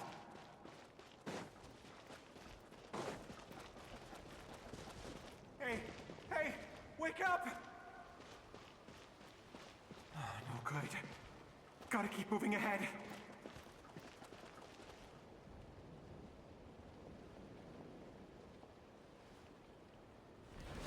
So many monsters! There's still a chance, Durin. You...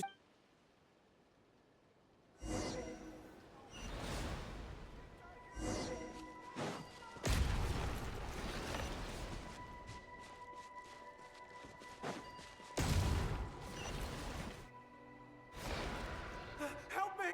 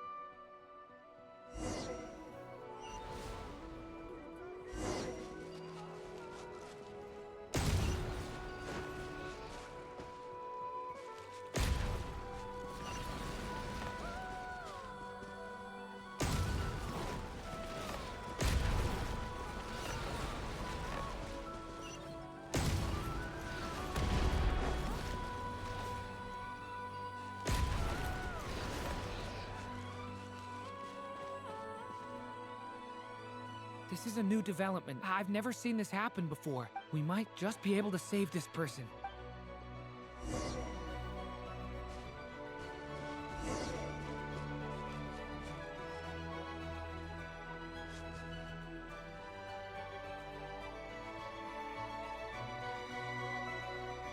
Hello there. Have you seen my daughter? Spargana's her name. She's carrying a large backpack. Get out while you still can, you fool. But I can't just leave her here. Sorry. Okay, if I do find her, I'll get her to shelter. Don't bother. What's that noise? No, if he goes inside, he'll be walking into a trap. Let's try this.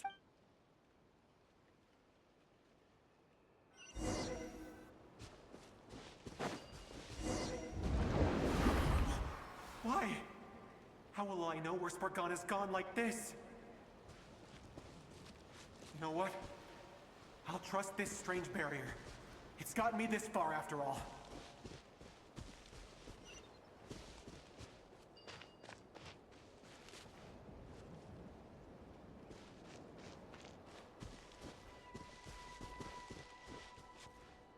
Spargana, are you there?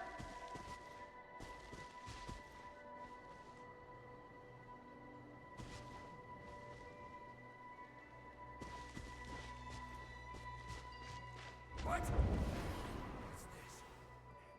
Hey! Let us out!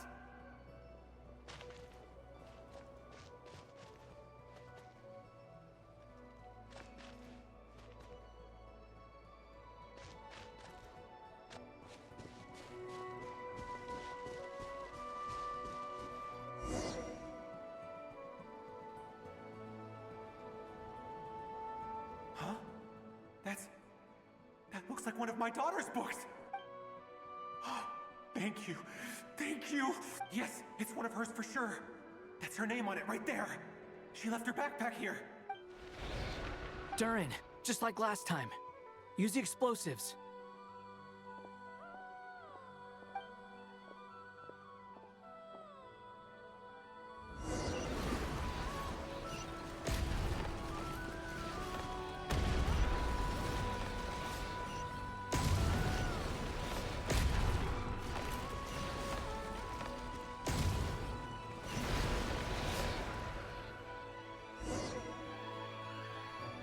It won't work. There's not enough left. If he makes it in, but then this clue could be the key to him finding his daughter. It might not be the only one. Better he misses that clue than loses his life. I guess so.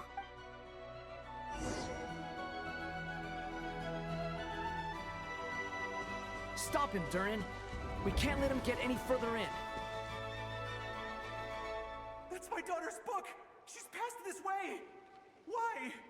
Why won't you let me go in? I've searched and searched and searched just for this! But how will I find her without any clues? I no longer have anywhere else to go.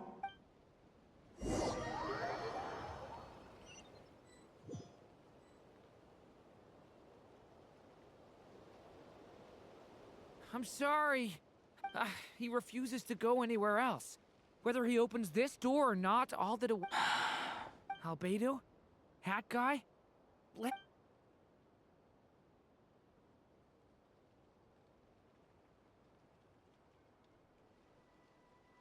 am I here?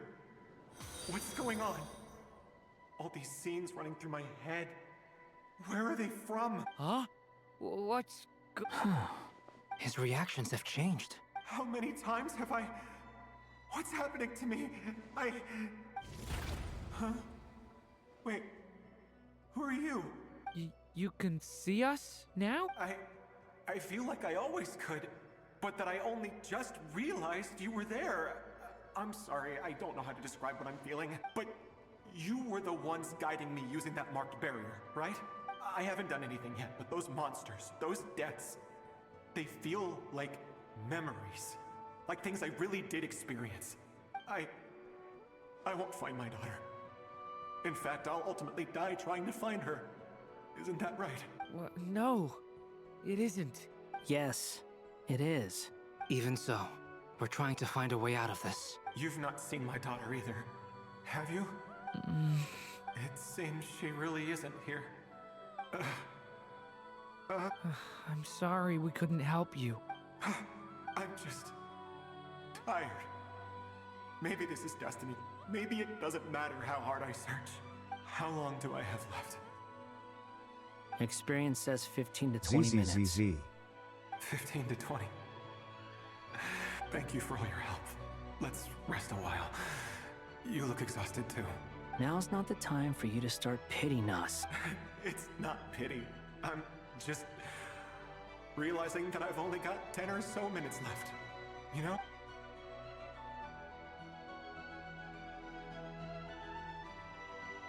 You say you're from Mondstadt, yes? A place with windmills, where people enjoy limitless freedom? And you're from Sumeru, where they've built an academy into a giant tree? Yes.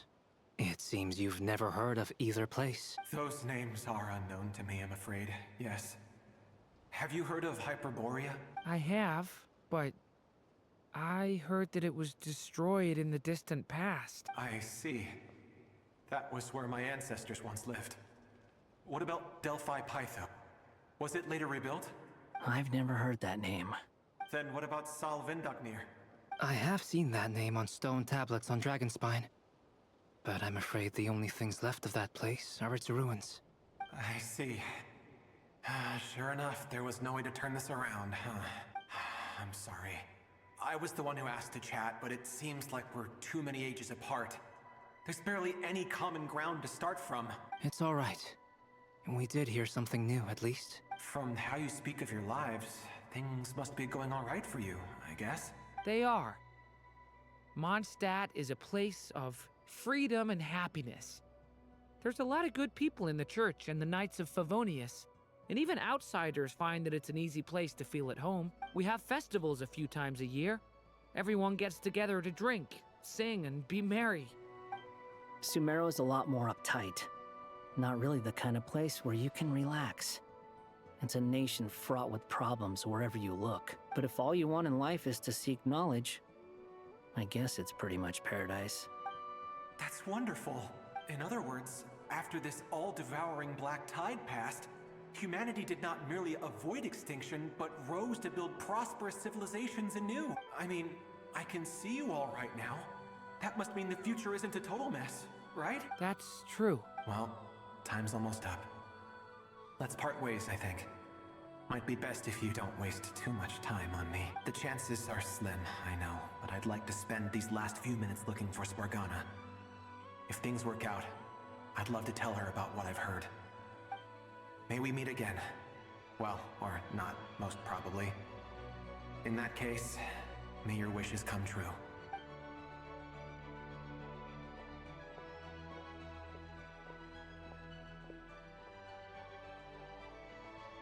He's gone. In a few minutes, he will meet the end that was his to begin with. The ending of this tale did not change. But I believe that we've just made the most progress we have yet. May your wishes come true. If only it were so simple. Hat Guy, could I ask you a question? You've never talked about your past. It seems complicated, and it weighs heavily on you. Would you be willing to tell me about it? I mean, sometimes it's better to get things out in the open. Take that guy we try to help, for instance. At least he said goodbye with a smile, right? I know about Albedo's past. Our experiences are very similar, and he created me. As for you, you're my first friend, and you've witnessed every step I've taken. But by comparison, I know nothing about you. Either way, I mean, we're still best friends. But if I knew more about you, I might understand your thoughts a bit better. I've told you about myself. I'm a student at the academia. And what did you do before that? Prepared for the entrance exam? All right. If you really don't want to talk about it, I won't press you any further. I was a puppet built from the branches of a white tree, using technology left behind by the Conrian schools of mechanical engineering. A white tree? You mean an Irminsul tree? Yes. A branch of Irminsul that was once connected to the main tree. So you had a human creator too? Yeah. But my creator abandoned me after deciding that I was a failure. After that,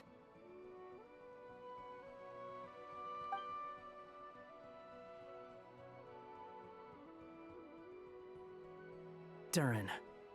Resisting the influence of the Abyss, suppressing the urge to destroy, trying to do the right thing. None of these things are easy, but no matter how hard they are, trying to rewrite past wrongs is far harder. You asked me if you would create a new tragedy if you failed. I told you there was no point speculating about that, but the real answer is yes, you absolutely will. That guy. But at least you've got people here to help steer you away from the wrong path. So, just keep aiming towards the light. I will. I promise. All right, break time's over. Hello? Durin speaking. Hello, friends, it's me.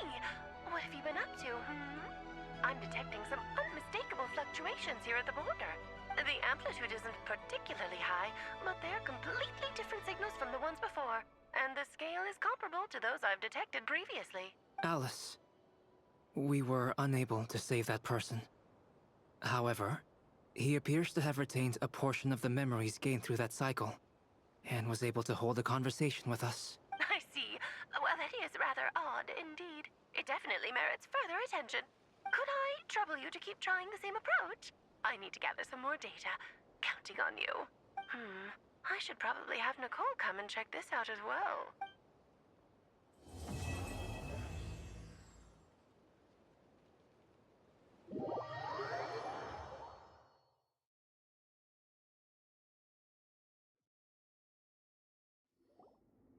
There you are.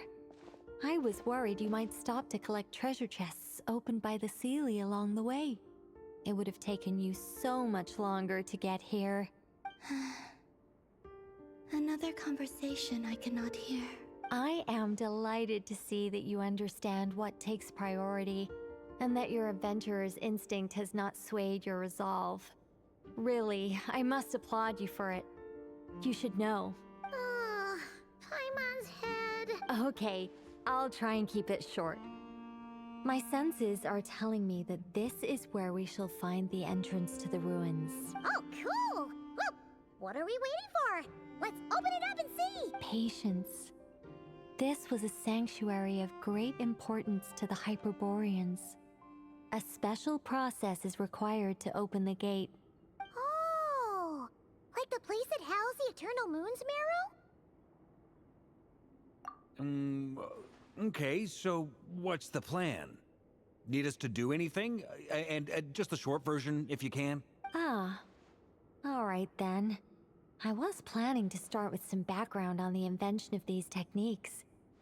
Are you sure you don't want to hear it?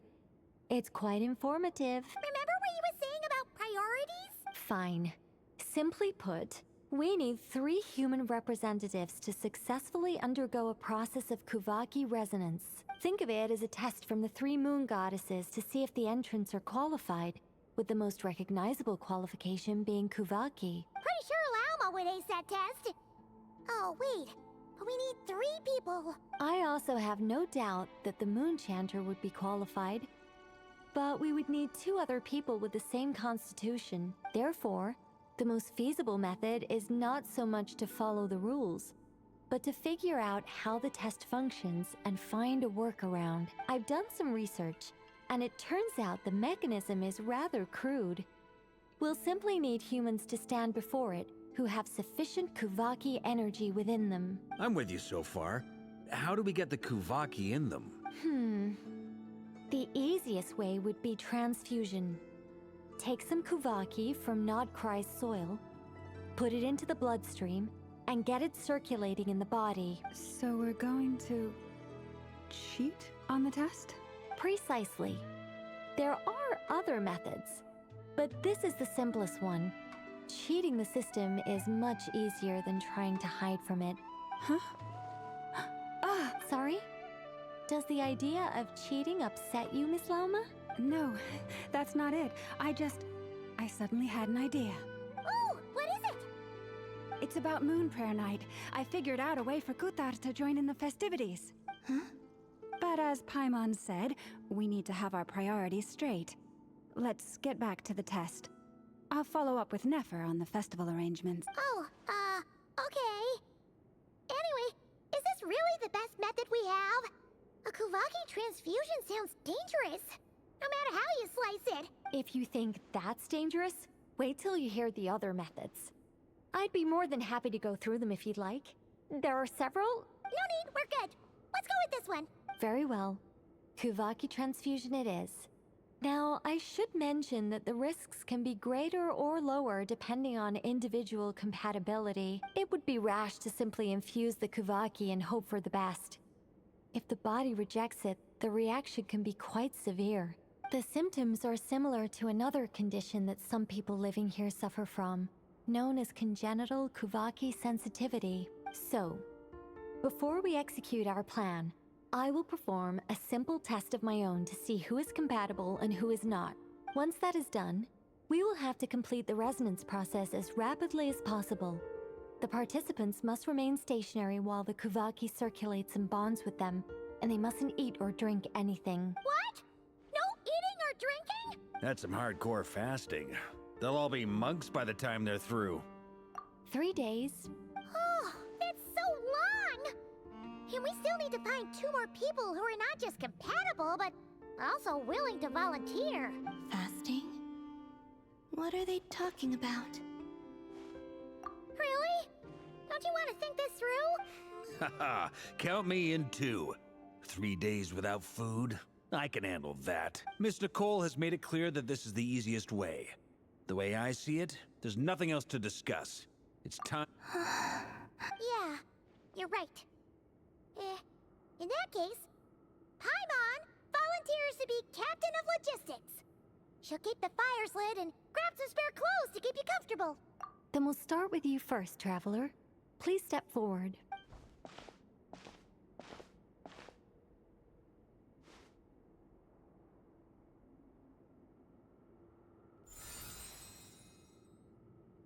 How's it going? Do you feel anything?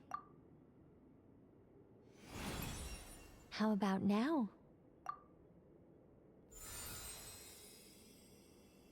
And now?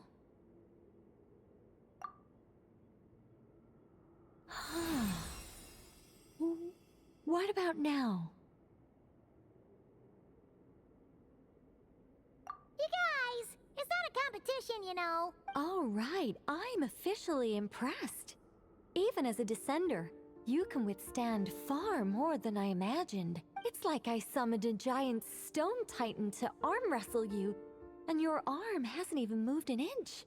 In my last attempt, I infused 5 times the amount of Kuvaki required. Yes, safe to say, compatibility won't be an issue for you. You're eligible to join. You're next, Mr. Varka. Sure, here goes nothing. All right, I'll start where we left off. 5 times the required Kuvaki dose. Whoa, whoa, whoa, hey, wait a minute. How's it going? No, not great. I kind of want to puke. Feels like I've been drinking too much. A few bottles of wine, then a big stein of Dark Horse, with some hard liquor from Liyue mixed in. You think this is funny? I just lost to a young lady in an arm wrestling contest. I'm never gonna live that down. My apologies. I'll lower the concentration and try again. Oh. How's it going now? I'm not as dizzy as last time, but I can still feel it pulsing around. In that case, you wouldn't be an ideal choice, Mr. Varka. Let's try someone else. Okay. Let's go ask some of our other friends then.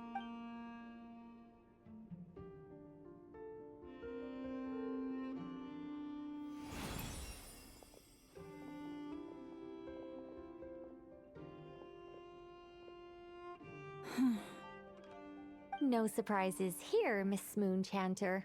You're perfectly compatible. You may join.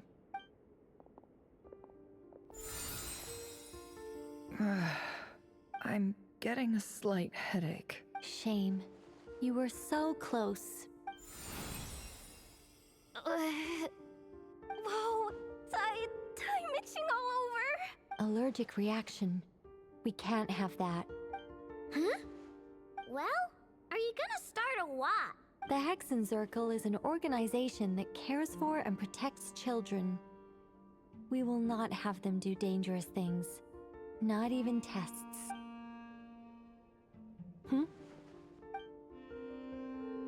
Is something the matter? The candidates have to be human. I guess that rules me out too. Huh. Everyone except the Moonchander got beaten. Guess I don't need to feel so bad after all. I mean, looks like this isn't gonna be as easy as we thought. Perhaps I could ask for volunteers among the Frost Moon Scions. I'll see about talking to some trusted Lightkeeper colleagues. Itlua springs to mind. In fact, I think we had some former Frost Moon Scions join our ranks recently. Can you give me the scientific explanation for how the test works? I can probably make some kind of test bot. Then we can just zip through Nasha Town, going up to people and pressing a button to check their status. Wouldn't that be way easy? No. Wow! No elaboration for once. How about I contact the Knights of Favonia's garrison in the Wave Chaser plane? Shame that Lohan's already left. And that guy's even tougher than I am. Strange. The moon goddess is clearly revered by many people. So why is she on the brink of disappearing? She mentioned that the world has rejected her from the very beginning. And when we fought the Raikir of Solnari, it seemed like she exhausted her power for our sake. Also, I'm not sure revered is the right word for how people feel about her. Gratitude, certainly. For my part, anyway. It's basic reciprocity. She helped us, so she deserves our help in return. Yeah. Even though she looked like she didn't care, she still saved a ton of people, including me. A review of the relevant data leads me to conclude that Miss Columbina is a good person. Yep, you bet! They really think so? I'm super surprised that Columbina isn't her actual name, though. I think it really suits her. It's light and graceful and... yeah, just a really pretty name. I know, right? Unfortunately, that's not our decision to make. Columbina. That was the code name the Fatui gave me. But it also came up in the song I heard when I was born. But... is that really all there is to it? What do I truly think of my own name? Is there anyone left who will still call me by that name?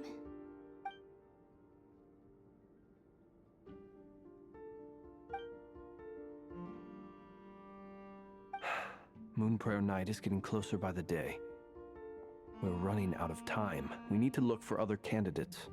Then allow me to try. Huh?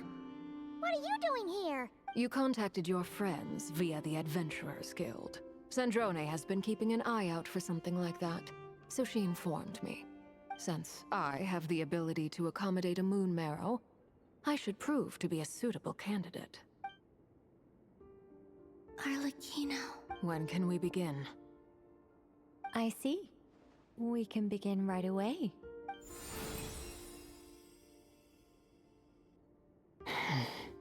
How was it? Did you feel any discomfort? Not at all. Then it seems we shan't need to look for additional candidates after all. Great! Cool. Alright, like Paimon said, the rest of us can take turns making sure the three of them stay warm and comfy. Then, my job is to take care of the caretakers. I will ensure everyone receives food and accommodation. I'm ready as well.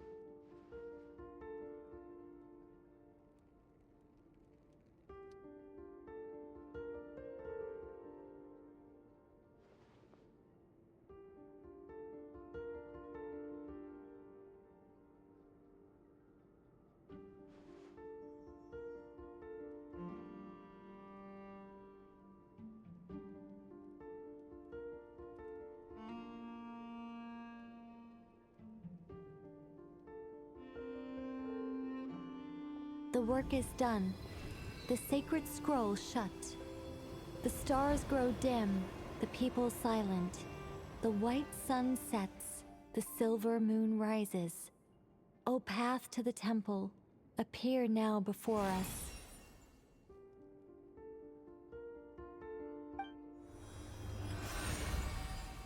Wow! It really opened! So that's what all this is about. They've been trying to open this gate. Come, let us enter. It might be best to eat something first. Take care to chew properly and swallow slowly. It will give your body time to readjust to the digestion process. They will head in soon. They will need to enter this gate.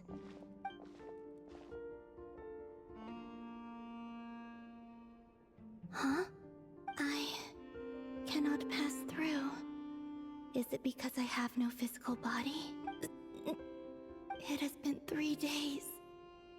My strength is all but completely faded. Can I really hold on until Moon Prayer Night?